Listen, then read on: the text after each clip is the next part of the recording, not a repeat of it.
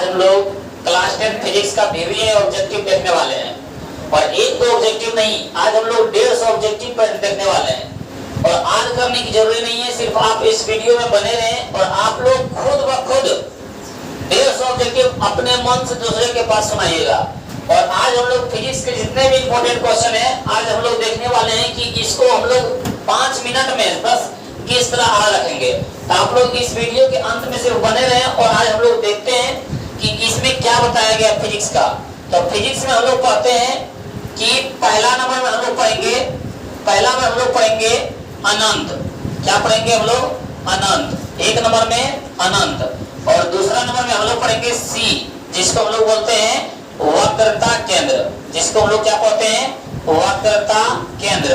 और 3 नंबर में हम लोग पढ़ेंगे सी और एफ, जिसको हम लोग बोलते हैं वक्रता केंद्र और फोकस के बीच। और फिर हम लोग 4 में पढ़ेंगे एफ, जिसको बोलेंगे फोकस। क्या बोलेंगे? फोकस। और 5 नंबर में हम लोग पढ़ेंगे पी, जिसको पी और एफ, जिसको हम लोग बोलेंगे प्रकाश केंद्र या तो फिर ध्रुव बोलेंगे। प्रकाश केंद्र को ही क्या बोलेंगे? ध्रुव। प्रकाश केंद्र को ही क्या बोलेंगे? ध्रुव। और फोकस के बीच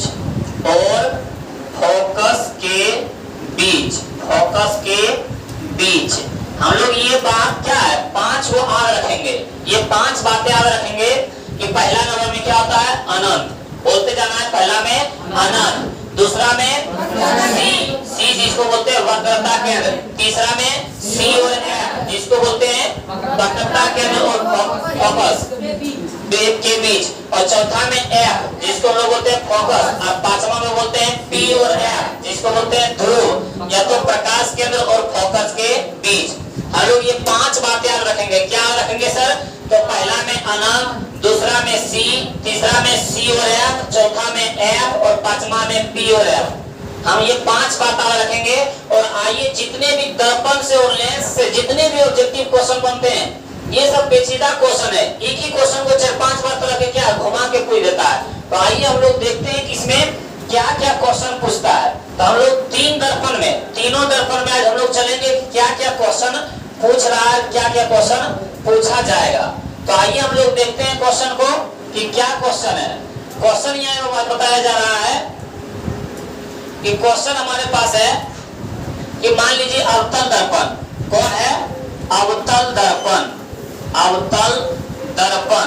उसके बाद दूसरा में उत्तल दर्पण। कौन है? उत्तल दर्पण। और तीसरा में हम लोग मानते हैं समतल दर्पण। बोले गोलीय दर्पण कितने प्रकार के होता है? तो 2, एक अवतल और एक उत्तल।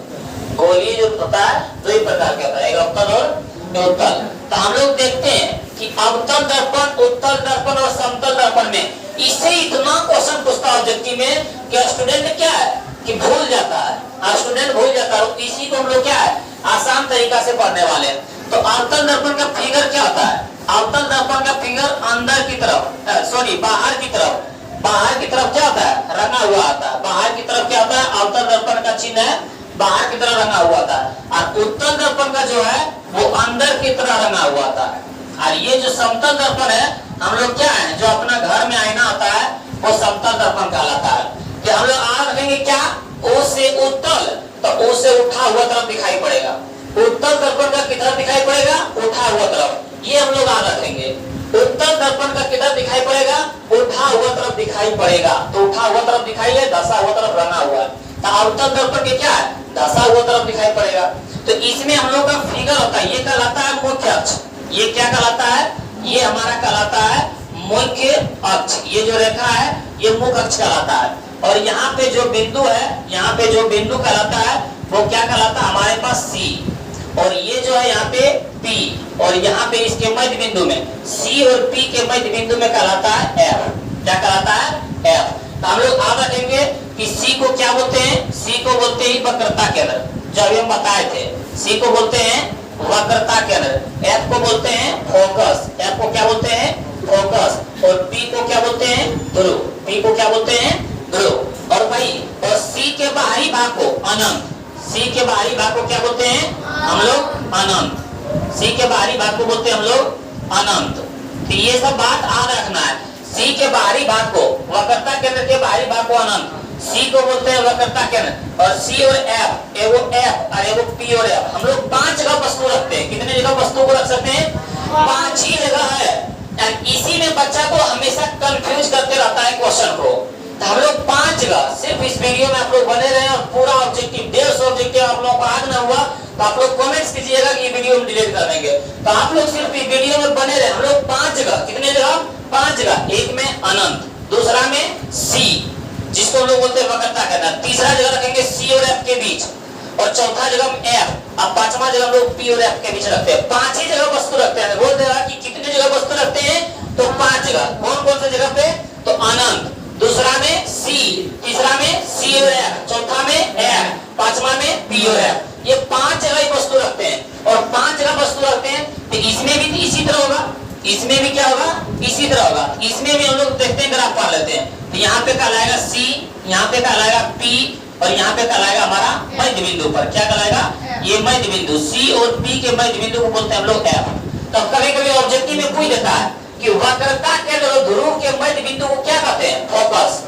हम लोग यहाँ रखेंगे सी और पी के मध्य बिंदु को क्या कहते हैं, सी और पी के मध्य बिंदु को हम लोग क्या कहते हैं, तो हम लोग सी और पी के मध्य बिंदु को कहते हैं फोकस। आइए आज हम लोग देखते हैं कि इस सब में क्या क्या क्वेश्चन पूछेगा। तो हमेशा हम लोग क्या रखेंगे, हम लोग आ रखेंगे उत्तल दर्पण के लिए। कौन दर्पण के लिए उत्तल दर्पण के लिए। उत्तल दर्पण के लिए कहीं भी वस्तु रहेगी, कहीं भी याद रखना कौन दर्पण उत्तल दर्पण। उत्तल दर्पण में वस्तु कहीं हो, अनंत पे हो, सी पर हो, सी और एफ के बीच हो, एफ पर हो और पी और एफ के बीच हो, कहीं भी वस्तु रखा हुआ हो, उसका प्रतिबिंब हमेशा, उसका प्रतिबिंब हमेशा कैसा बनेगा वस्तु से छोटा।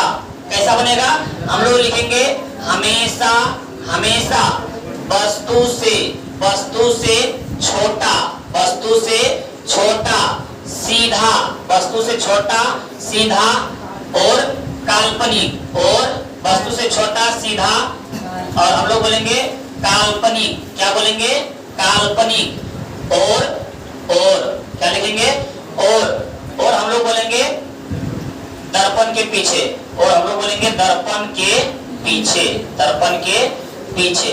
ये इसमें जो फिगर है ना, ये इसमें जो फिगर है इधर भी होता है, ठीक, ये इसमें जो फिगर होता है क्यों, क्योंकि ये हमारा जो फोकस है इस तरह रंगा हुआ है, इधर दिखाई पड़ेगा सही से नहीं, तो ये क्या है कि इधर भी होता है।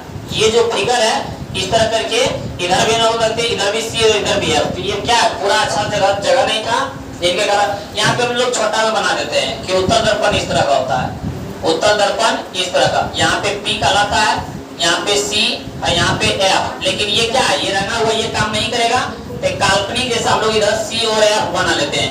आप लोग पूरा सिलेबस पढ़े होंगे तो आप लोग जानते होंगे, हम लोग आज सिर्फ ऑब्जेक्टिव देखने वाले हैं।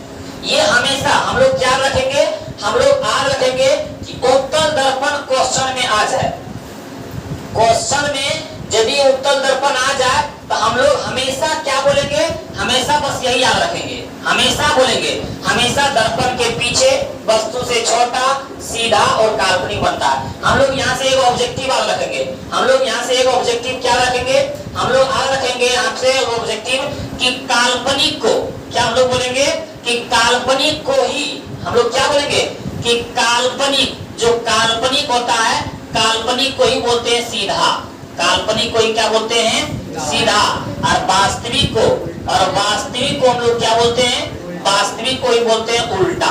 वास्तविक को ही बोल देगा कि काल्पनिक अर्थ क्या होता है सीधा और वास्तविक अर्थ क्या होता है उल्टा।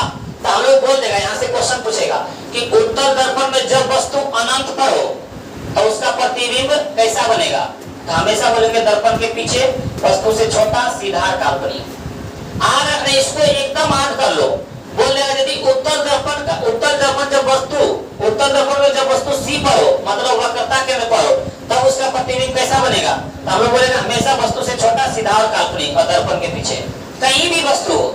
जब बोलेगा उत्तल दर्पण में जब वस्तु सी और एफ के बीच हो, मतलब वक्रता केंद्र और फोकस के बीच हो, तो हम लोग क्या बोलेंगे? हमेशा दर्पण के पीछे वस्तु से छोटा और सीधा काल्पनिक। जैसे ही देखेंगे कि उत्तल दर्पण है, क्या देखेंगे? उत्तल दर्पण है, हम लोग क्या बोलेंगे? हमेशा दर्पण के पीछे वस्तु से छोटा, सीधा, काल्पनिक। ये बात जहां मिलेगा वहां पे हम लोग क्या बोलेंगे? उत्तल दर्पण है। कौन दर्पण है? उत्तल दर्पण है। ये आप लोग समझ गए होंगे। अब हम लोग चलते हैं किसमें? अवतल दर्पण में। किसमें चलते हैं? अवतल दर्पण में। अवतल दर्पण समझने की कोशिश कीजिएगा कि अवतल दर्पण में हर जगह पांचों जगह पांच जैसा बनता है। पांचों जगह क्या है? पांच जैसा बनता है। हम लोग पांच जगह पढ़े, वस्तु को कितनी जगह रख सकते हैं? पांच जगह। पहला में अनंत, पहला में अनंत, दूसरा में सी को क्या बोलते हैं? वक्रता केंद्र, और तीसरा में सी और एफ, तो वक्रता केंद्र और फोकस, और चौथा में पढ़े थे एफ जिसको बोलते हैं फोकस, और पांचवा में पढ़े थे पी और एफ, मतलब ध्रुव और फोकस के बीच, ध्रुव और फोकस के बीच। तो इसमें क्या है कि अवतल दर्पण में पांचों जगह पांच जैसा बनता है, लेकिन उत्तल दर्पण में हमेशा एक ही जैसा बना था। हमेशा दर्पण के पीछे वस्तु से छोटा, सीधा और काल्पनिक। ये उत्तल दर्पण के लिए। लेकिन अवतल दर्पण के लिए, अवतल दर्पण के लिए देखिए हम लोग बहुत ही आसान तरीका से रखेंगे। अवतल दर्पण के लिए क्या है? बहुत ही आसान तरीका से हम लोग रखेंगे कि एक नंबर में हम लोग क्या बोले थे? एक नंबर में हम लोग क्या बोले थे? एक नंबर में हम लोग ऐड किए थे अनंत पर। कहां पर? अनंत पर, अनंत पर। और दूसरा में ऐड किए थे हम लोग सी पर, सी को बोलते हैं वक्रता केंद्र। और तीसरा में हम लोग ऐड रखे थे सी और एफ, सी और एफ, सी और एफ। और चौथा में हम लोग ऐड रखे थे सिर्फ एफ पर। और पांचवा में ऐड रखे थे पी और एफ पर, पी और एफ पर। ये पांच जगह, पांचों जगह हम लोग आप किस तरह रखेंगे? पांचों जगह हम लोग आप किस तरह रखेंगे? हमेशा बोल देगा कि किस दर्पण में सीधा प्रतिबिंब बनता है? सीधा। तो किस दर्पण में? उत्तल। किस दर्पण में? उत्तल दर्पण में। लेकिन जैसे ही उल्टा की बात आए तो अवतल। कौन दर्पण में उल्टा प्रतिबिंब बनता है? तो सिर्फ अवतल दर्पण में। समझने की बात कोशिश अभी थोड़ा तो बता रहे हैं, इससे पूरा ऑब्जेक्टिव एक एक ऑब्जेक्टिव करके आएगा। बोल रहे सीधा प्रतिबिंब, तो सीधा प्रतिबिंब किसमें बनता है? समतल, उत्तल और अवतल तीनों में। लेकिन सिर्फ उल्टा किसमें बनता है? उल्टा बोलेगा सिर्फ अवतल दर्पण। किस दर्पण में? अवतल दर्पण में। कहां रखेंगे? हमेशा उल्टा। क्या रखेंगे? जो भी अवतल दर्पण में बनता है क्या बनता है? उल्टा। अभी पूरा वीडियो देखिए, उसके बाद एक एक ऑब्जेक्टिव आ जाएगा। क्या बनता है इसमें? उल्टा। अब आर रखेंगे हम लोग कि एक नंबर में अनंत, दो नंबर में सी, तीन नंबर में सी और एफ, चार नंबर में एफ और पी और एफ। हम लोग आर रखते हैं, क्या बोलते हैं? हम लोग ये बोलते हैं क्या है? छोटा। ये क्या बोलते हैं? छोटा। क्या बोलते हैं हम लोग? छोटा। उसके बाद आदमी की देखिए कितने प्रकार के होते हैं। छोटा होता है, एक वो बराबर होता है, एक बोलते हैं बड़ा, अरे वो हमसे बहुत बड़ा।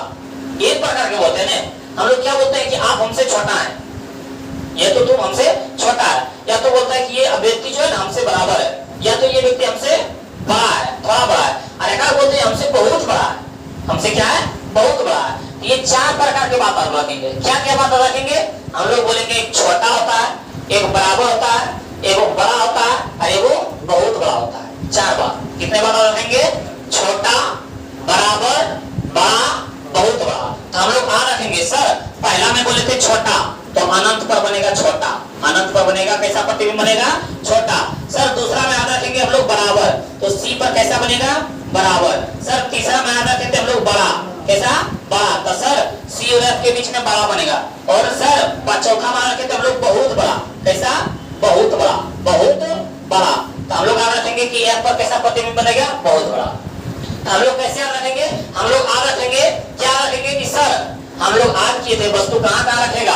एक अनंत पर, एगो सी पर, एगो सी और एफ के बीच, एगो एफ पर, एगो पी और एफ के बीच। तो सर पी और एफ के बीच छोड़ दीजिए, अभी चारों बार रखिए। चारों पर हम लोग बोलेंगे अनंत, अनंत पर छोटा बनेगा सर। तो उसके बाद बोलेंगे सी पर बराबर बनेगा सर। और उसके बाद सी और एफ के बीच, सी और एफ के बीच सर बड़ा बनेगा, और एफ पर सबसे बड़ा। ये तो रख लिए। और ये चारों चीजों पर उल्टे बनेगा। ये चारों स्थान पर कैसा बनेगा? उल्टा ही बनेगा। और उल्टा को सर हम लोग बोलते हैं वास्तविक। उल्टा को क्या बोलते हैं? वास्तविक। तो उल्टा बोल देंगे, उल्टा के साथ बोल देंगे हम लोग वास्तविक। कैसा बोल देंगे? वास्तविक। तो आज हुआ कि नहीं क्वेश्चन? बताइए आप लोग आज यही क्वेश्चन को 18 बार में 25 बार पूछता है। अब किस तरह क्वेश्चन पूछेगा, पूछ देगा अवतल दर्पण, याद रखिएगा कि अवतल दर्पण, सर उत्तल दर्पण बोलेगा तो हमें तो यही याद रखेंगे, हमेशा दर्पण के पीछे वस्तु से छोटा सीधा काल्पनिक बनता है। काहे कि कितनों वस्तु बोलते बोल देगा कि जब उत्तल दर्पण में पी पर हो, एस सी पर हो, जब उत्तल दर्पण में वस्तु कहां हो, सी पर, तो हम यही बोलेंगे दर्पण के पीछे वस्तु से छोटा सीधा काल्पनिक। क्यों? क्योंकि उत्तल दर्पण बोले। यदि कहीं बोलेगा उत्तल दर्पण में जब सी और एफ के बीच हो, तो फिर भी यही बोलेंगे। क्यों? क्योंकि सर आप उत्तल दर्पण बोल रहे हैं। उत्तल दर्पण में हमेशा पांचों जगह पर कैसा बनता है, हमेशा दर्पण के पीछे वस्तु से छोटा सीधा काल्पनिक। लेकिन जैसे ही अवतल दर्पण में चला जाएगा, किसमें? अवतल दर्पण में, तो अवतल दर्पण में सर चार जगह तो उल्टे बनता है, हम जानते हैं। एगो अनंत पर, एगो सी पर, एगो सी और एफ के बीच, और एगो एफ पर। तो हमेशा सर उल्टे बोलेंगे, चार जगह पर कहीं भी बोलिएगा। और उल्टा को सर बोलते हैं वास्तविक, उल्टा को क्या बोलते हैं? वास्तविक। अब हम लोग आदत है क्या सर कि अनंत पर बोलिएगा ना तो बोलेंगे वस्तु छोटा बनता है, अनंत पर बोलिएगा तो वस्तु छोटा बनता है, वस्तु का मतलब कैसा बनता है? छोटा। और सर सी पर बोलिएगा ना तो बोलेंगे बराबर, क्योंकि छोटा सा होता है बराबर। और जब सी और एफ के बीच बोलिएगा तो हम लोग बोलेंगे बड़ा, और सी और एफ के बीच आगे बोलिएगा एफ पर बोलेंगे बहुत बड़ा।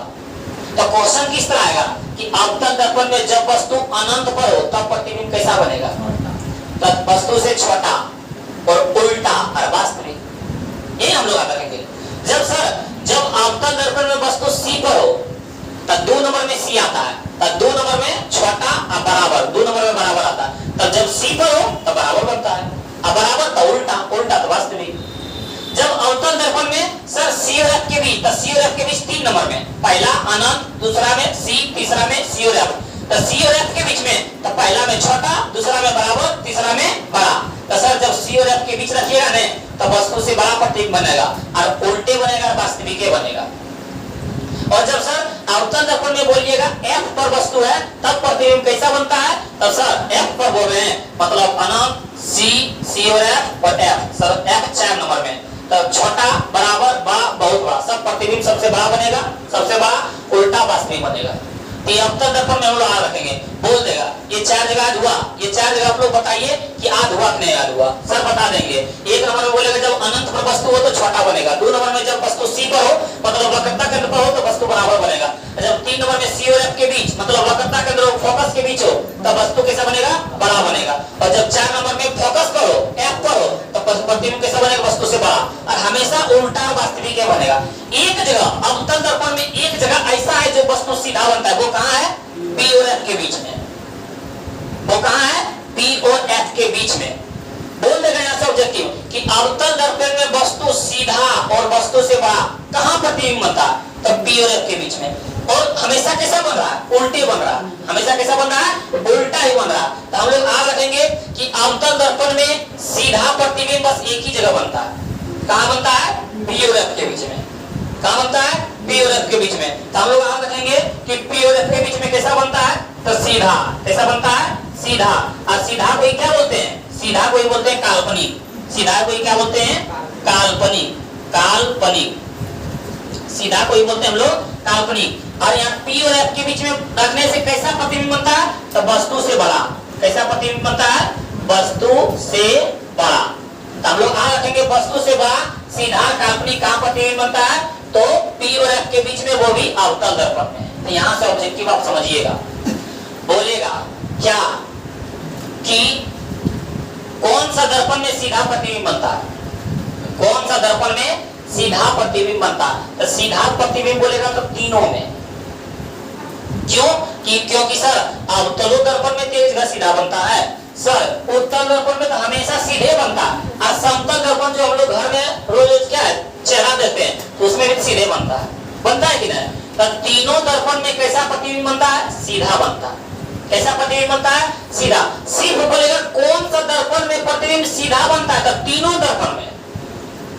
किस दर्पण में? तीनों दर्पण में। लेकिन यदि शर्त दे देगा जो हम लोग समतल दर्पण, अच्छा आप लोग बताइए कि जो हम लोग क्या है कहीं पे घूमने जाते हैं, कहीं पे क्लास करने आते हैं, तो जो हम लोग क्या है अपने चेहरा को देख के आते हैं, वो कौन दर्पण है? समतल दर्पण है। और समतल दर्पण में आप लोग थोड़ा सा दिमाग लगाइए होगा कि जब आप देखते होंगे तो हमारा क्या ऊंचाई इतना है तो ऊंचाई इतने बनता है, प्रतिबिंब में हमारा जितना ऊंचाई है उतना प्रतिबिंब बनता है। मतलब उसमें सीधा तो बनाता है, समतल दर्पण में क्या है, समतल दर्पण में कैसा बनाता है, सीधा तो बनाता है लेकिन वस्तु के बराबर ही बनाता है, वस्तु के बराबर ही प्रतिबिंब बनाता है, बराबर ही बनाता है। जितना हम रहते हैं उतना ही समतल दर्पण में कि बराबर बना रहता है, ऐसा बात नहीं है, उसमें क्या होता है, बराबर बनाता है। तो यहाँ से अब क्वेश्चन आएगा, सिर्फ बोलेगा कि कौन सा दर्पण में सीधा प्रतिबिंब बनता है, कौन सा दर्पण में सीधा, तो सीधा देखो इसमें भी बनता है, अवतलों में, उत्तलों में और समतल में भी सीधा बनता है। लेकिन शर्त बोल देगा कि कौन सा दर्पण में सीधा और बराबर बनेगा,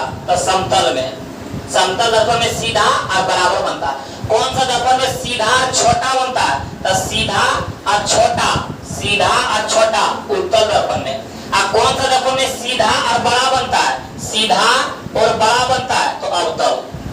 सिर्फ बोलेगा सीधा प्रतिबिंब बनता है तो तीनों, लेकिन बोल देगा छोटा प्रतिबिंब, सीधा रहेगा लेकिन छोटा तो उत्तल, सीधा लेकिन बड़ा तो समतल, सीधा और वस्तु से बहुत बड़ा तो अवतल दर्पण। यहां समझ में आया? तब बोल देगा कि कौन सा दर्पण में उल्टा प्रतिबिंब प्राप्त किया जा सकता है, किस दर्पण में उल्टा प्रतिबिंब प्राप्त किया जाता है, तो सिर्फ हम लोग अवतल दर्पण में उल्टा प्रतिबिंब प्राप्त कर पाए, सिर्फ किसमें, अवतल दर्पण में ही। अवतल दर्पण में वो भी कहां, तो अनंत पर, सी पर, सी और एफ के बीच में और एफ पर, ये तीनों जगह क्या है, हम लोग उल्टा प्रतिबिंब प्राप्त किए। तो यहाँ से क्या है, बहुत से ऑब्जेक्टिव पूछ देगा। यहाँ से अब कैसा पूछेगा, यहाँ से अब आ रखिएगा, आ रखिए अवतल दर्पण में, अवतल दर्पण में क्या रखिएगा, यहाँ से सोचिएगा। हम लोग पहला में पढ़े थे अनंत, दूसरा में पढ़े थे हम लोग सी, तीसरा में सी और एफ, चौथा में एफ और पांचवा में पी और एफ। तब जब वस्तु अनंत पर हो तब प्रतिबिंब सी और एफ के बीच बनेगा। क्या मान रखेंगे कि जब प्रतिबिंब कहाँ हो, अनंत पर, तब प्रतिबिंब कहाँ बनेगा, सी और एफ के बीच।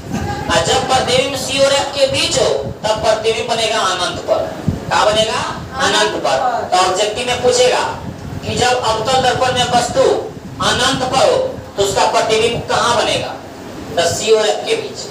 और जब प्रतिबिंब अवतल दर्पण में, जब वस्तु अवतल दर्पण में सी और एफ के बीच हो तब उसका प्रतिबिंब कहाँ बनेगा, अनंत पर। कहाँ बनेगा, अनंत पर। और जब बोलेगा सी पर है, कहाँ पर है, सी पर ही है, तब उसका प्रतिबिंब कहाँ बनेगा, तो सी पर ही बनेगा। कहाँ पर बनेगा, सी पर। ध्यान रखिएगा, जब वस्तु कहाँ पर हो, जब वस्तु अनंत पर हो, जब वस्तु कहाँ हो, जब वस्तु, ये क्या कहलाता है, सी के बाहरी भाग को अनंत कहते हैं। तो जब अनंत पर हो तो कहाँ बनता है, सी और एफ के बीच। और जब सी और एफ के बीच वस्तु हो तो कहाँ बनता है, अनंत पर। और जब सी पर वस्तु हो तो सी पर ही बनता है। कहाँ बनता है, सी पर ही बनता है। कहाँ पे बनता है, सी पर। और जब एफ पर भी वस्तु हो तब ये कहाँ बनाता है, अनंत पर बनाता है। कहाँ पे बनाता है, अनंत पे ही बनाता है। तो हम लोग आ रखने की यहाँ कोशिश करेंगे कि वस्तु का प्रतिबिंब बराबर कहाँ बनता है, वस्तु का प्रतिबिंब बराबर कहाँ बनता है, तो सी पर रखने पर। क्यों, क्योंकि अभी हम लोग पढ़ाए थे कि जब वस्तु अनंत पर हो तो वस्तु छोटा बनता है, जब वस्तु सी पर हो तो वस्तु बराबर बनता है, जब वस्तु सी और एफ के बीच हो तब वस्तु बड़ा बनता है, और जब वस्तु एफ पर हो तो वस्तु बहुत बड़ा बनता है। ठीक बताए थे? तो समझना है यहाँ पे, क्या समझना है कि सर बोल देगा कि बराबर, बराबर और सीधा बोलेगा तो हम लोग बोलेंगे समतल दर्पण, लेकिन बोलेगा बराबर और उल्टा, क्या बोलेगा, बराबर प्रतिबिंब और उल्टा। तो देखिए यहाँ पे बराबर और उल्टा कौन दर्पण में, अवतल दर्पण में। कौन दर्पण में, अवतल दर्पण में। वो भी कहाँ पर, तो वो भी सी पर रखने पर। कहाँ पे रखने पर, सी पर रखने पर। तो हम लोग समझे यहाँ से, हम लोग यहाँ से सर समझ गए कि यहाँ से जितना भी ऑब्जेक्टिव क्वेश्चन बताएगा हम लोग क्या पूरी तरह से बता देंगे। बोलेगा, क्या बोलेगा, अवतल दर्पण में वस्तु का प्रतिबिंब, बताइएगा आप लोग कि अवतल दर्पण में वस्तु का प्रतिबिंब वस्तु के बराबर और उल्टा बनता है। कहाँ पर स्थित है, वस्तु के सर बराबर, तब बराबर क्या नंबर में, 2 नंबर में, पहला छोटा दूसरा बराबर, तो दूसरा बराबर पहला में अनंत दूसरा में सी पर, तो कहाँ पर बनेगा, सी पर। बोल देगा कि अवतल दर्पण में वस्तु का प्रतिबिंब, वस्तु का प्रतिबिंब वस्तु से बड़ा, वस्तु से बड़ा, उल्टा और दर्पण के सामने, वस्तु के सामने बनता है। वो कहाँ पे है, तो सर बोला वस्तु से बड़ा, तो वस्तु से बड़ा 3 नंबर में, और 3 नंबर में वस्तु कहाँ रहता है, सी और एफ के बीच में, सी और एफ के बीच में। तो सी और एफ के बीच में हो जाएगा, सी और एफ के बीच में, जब सी और एफ के बीच में, यहां से भी ऑब्जेक्टिव निकलेगा कि यदि सी और एफ के बीच में बोल दे, कहां पे बोल दे, सी और एफ के बीच में बोल दे, बड़ा तो बनता है लेकिन कैसा बनता है, उल्टा। लेकिन जब पी और एफ के बीच में बोल दे तो बड़ा तो बनता है लेकिन कैसा बनता है, सीधा। तो यहां से भी ऑब्जेक्टिव निकलेगा, यहां से भी ऑब्जेक्टिव निकलेगा कि यदि बोलेगा कि वस्तु से बड़ा और सीधा, वस्तु से बड़ा और सीधा कौन दर्पण में होता है, तो अवतल दर्पण में। सिर्फ हमेशा इसमें तो वस्तु के बराबर बन रहा है, प्रतिबिंब जैसा बन रहा बराबर, इसमें तो छोटे बन रहा है, इसमें कैसा बन रहा है, छोटा। लेकिन एक ही जगह ऐसा है जो बड़ा प्रतिबिंब बन रहा है और सीधा बन रहा है, बड़ा प्रतिबिंब बन रहा है और सीधा, तो वो कौन सा दर्पण है, अवतल दर्पण है। अवतल दर्पण में ही वस्तु बड़ा बनाता है प्रतिबिंब, समतल दर्पण में बराबर बनाता है, उत्तल दर्पण में तो छोटे बनाता है। लेकिन एक अवतल दर्पण है वो क्या बनाता है, बड़ा बनाता है और सीधा बनाता है। तो बोल देगा वह कौन सा दर्पण है जिसमें प्रतिबिंब सीधा वस्तु से बड़ा बनता है, तो वो है अवतल दर्पण। वो भी वस्तु को कहां रखने पर, तब पी और एफ के बीच में। तो हम लोग याद रखेंगे कि पी और एफ के बीच में रखने पर अवतल दर्पण में कैसा प्रतिबिंब बनाता है, तो वस्तु से बड़ा, सीधा और काल्पनिक बनाता है, और दर्पण के पीछे, दर्पण के पीछे। लेकिन यदि पी और एफ के बीच बोलेगा, पी और एफ के बीच बोलेगा तो वस्तु से बड़ा और सीधा, और जब सी और एफ के बीच बोलेगा तो वस्तु से बड़ा लेकिन उल्टा। कैसा बनेगा, उल्टा। जब अनंत पर वस्तु हो तो उसका प्रतिबिंब कहां बनेगा, सी और एफ के बीच में, अवतल दर्पण में। और जब अवतल दर्पण में सी और एफ के बीच वस्तु हो तो उसका प्रतिबिंब कहां बनेगा, अनंत पर बनेगा। और जब वस्तु अवतल दर्पण में सी पर हो, वक्रता केंद्र पर हो, तो उसका प्रतिबिंब सी पर बनेगा। कहां बनेगा, कैसा बनेगा, सी पर। और जब अवतल दर्पण में वस्तु कहां हो, एफ पर हो, फोकस पर हो, तो उसका प्रतिबिंब भी अनंत पर ही बनेगा। जब वस्तु अवतल दर्पण में कहां हो, अनंत पर हो, तो उसका प्रतिबिंब छोटा बनता है। जब अवतल दर्पण में वस्तु कहां हो, सी पर हो, मतलब वक्रता केंद्र पर हो, तो उसका प्रतिबिंब बराबर बनता है। जब वस्तु अवतल दर्पण में सी और एफ के बीच हो, तब उसका प्रतिबिंब कैसा बनता है, बड़ा बनता है। और जब अवतल दर्पण में प्रतिबिंब एफ पर हो, तब उसका प्रतिबिंब कैसा बनता है, वस्तु से बड़ा, बहुत बड़ा बनता है। और ये चारों जगह पर हमेशा उल्टा और वास्तविक बनता है और वस्तु की ओर बनता है। अब पांचवा जगह में बताए थे पी और एफ के बीच में, जो अवतल दर्पण में पी और एफ के बीच एक अपवाद जगह है, यहीं पर सिर्फ सीधा प्रतिबिंब बनता है। कैसा प्रतिबिंब बनता है, सीधा प्रतिबिंब बनता है, वो भी वस्तु से बड़ा। तो यहाँ से क्या, जितना भी ऑब्जेक्टिव है यहाँ से हम लोग बताने की कोशिश किए। और यहाँ से का उपयोग मोटर वाहनों के साइड मिरर के रूप में करते हैं। जो मोटर के साइड में, गाड़ी के साइड में जो दर्पण लगा रहता है, वो हम लोग उसमें किस दर्पण का उपयोग करते हैं, उत्तल दर्पण का। ये जो उत्तल दर्पण का, क्यों उत्तल दर्पण का वो लोग इसमें इसलिए करते हैं क्योंकि इसमें प्रतिबिंब जो बनता है वस्तु से छोटा बनता है, वस्तु से कैसा बनता है, सीधा और छोटा बनता है। जिसके कारण हमारे पास कि वो दर्पण जो साइड मिरर में लगा रहता है, वो दर्पण छोटा रहने के कारण ये पीछे से आने वाले पूरा ही 10 गाड़ी रहे, 20 गाड़ी रहे, जितना भी रहे, इसमें प्रतिबिंब बना रहता है। क्यों, क्योंकि प्रतिबिंब छोटा बनता है। छोटा छोटा गाड़ी का क्या है, फिगर इसमें बना रहता है, ताकि पता चल जाता है कि कितने गाड़ी हमारे पीछे है और उसको साइड देने में आसानी होता है। मान लीजिए कि हम लोग अवतल दर्पण का प्रयोग करेंगे तो सब जगह कैसा प्रतिबिंब बनता है, उल्टा। तो गाड़ी रहेगा सीधा तो हमको दिखाई पड़ेगा उल्टा, पता चलेगा नहीं। और कभी क्या है, कभी छोटा प्रतिबिंब बनता है, कभी बराबर बनता है, कभी बड़ा बन जाता है, कभी बहुत बड़ा बन जाता है। इससे हम लोग क्या है, उसका सही दिशा का पता नहीं लगा पाएंगे। इसी कारण से हम लोग उत्तल दर्पण का उपयोग करते हैं। उत्तल दर्पण का उपयोग क्यों करते हैं, क्योंकि वो हमेशा क्या है, वस्तु से छोटे प्रतिबिंब बनाता है, सीधा काल्पनिक और दर्पण के पीछे। वस्तु कहीं भी हो, बोल देगा कि चाहे वस्तु कहीं भी हो, उसमें हमेशा वस्तु प्रतिबिंब हमेशा सीधा छोटा प्रतिबिंब होगा, वह कौन दर्पण होगा, उत्तल दर्पण। तो हम लोग यहाँ जानेंगे उत्तल दर्पण का उपयोग किसमें होता है, तो मोटर वाहनों के साइड मिरर के रूप में। और ये जो अवतल दर्पण है, ये जो अवतल दर्पण है, अवतल दर्पण का उपयोग कहाँ करते हैं, तो जो गाड़ी होता है उसके अग्र दीपों में, या तो टॉर्च के जो होता है आगे वाला जो दर्पण होता है, वो किस दर्पण का होता है, अवतल दर्पण का। तो जो मोटर वाहन होता है, तो गाड़ी होता है, अग्र दीपों में जो लाइट होता है आगे वाला, उसमें हम लोग अवतल दर्पण का उपयोग करते हैं, या तो टॉर्च के अग्र दीपों में इसका हम लोग क्या करते हैं, इसका हम लोग उपयोग करते हैं। उसके बाद फिर देखते हैं हम लोग उत्तल दर्पण, जिसको देखते हैं उत्तल दर्पण। उत्तल दर्पण में देखिए, ये जो उत्तल दर्पण है कौन सा है, उत्तल दर्पण। उत्तल दर्पण में उठा हुआ तरफ दिखाई पड़ता है, अंदर में धसा हुआ है। और ये जो है अवतल दर्पण, कौन सा दर्पण है, अवतल दर्पण की तरफ क्या है, उठा हुआ तरफ क्या है, रंगाई पड़ता है। ये कौन सा है, अवतल दर्पण है। ये कौन सा दर्पण है, अवतल दर्पण। तो देखते हैं, उत्तल दर्पण बोले, उत्तल दर्पण, तो उत्तल दर्पण बोले या तो फिर उत्तल लेंस बोले, उत्तल दर्पण बोले या तो उत्तल लेंस, अवतल दर्पण बोले या तो अवतल लेंस, अवतल दर्पण बोले या तो अवतल लेंस। ये दोनों होता है धनात्मक, ये दोनों कैसा होता है धनात्मक, और ये दोनों जो होता है, ये दोनों इसकी फोकस दूरी क्या होती है ऋणात्मक होती है। कैसी होती है ऋणात्मक। तो बोल देगा कि उत्तल दर्पण का फोकस दूरी कैसा होती है धनात्मक, या तो उत्तल लेंस का फोकस कैसा होता है धनात्मक, या तो बोलेगा अवतल दर्पण का फोकस ऋणात्मक और अवतल लेंस का भी फोकस कैसा होता है ऋणात्मक। हम लोग याद यहाँ से रखेंगे, क्या रखेंगे हम लोग यहाँ से, हम लोग आज कोशिश करेंगे कि दर्पण का आवर्धन बोलेगा, क्या बोलेगा दर्पण का आवर्धन, बोल देगा कि दर्पण के आवर्धन क्या होता है, दर्पण का आवर्धन, आवर्धन हम लोग क्या बोलते हैं, आवर्धन को हम लोग छोटी एम से सूचित करते हैं, इसका होता है माइनस v बटे यू। लेकिन यही दर्पण का पूछे तो माइनस, लेकिन पूछ दे लेंस का, किसका पूछ दे लेंस का आवर्धन, किसका पूछ दे लेंस का आवर्धन पूछ दे, तो इसका हम लोग सिर्फ बोलेंगे m बराबर v बटे यू, इसमें माइनस नहीं लगाएंगे। यहाँ से ऑब्जेक्टिव पूछ देगा कि दर्पण के आवर्धन का मान क्या आता है माइनस v बटे यू, और लेंस के आवर्धन का मान क्या आता है सिर्फ v बटे यू।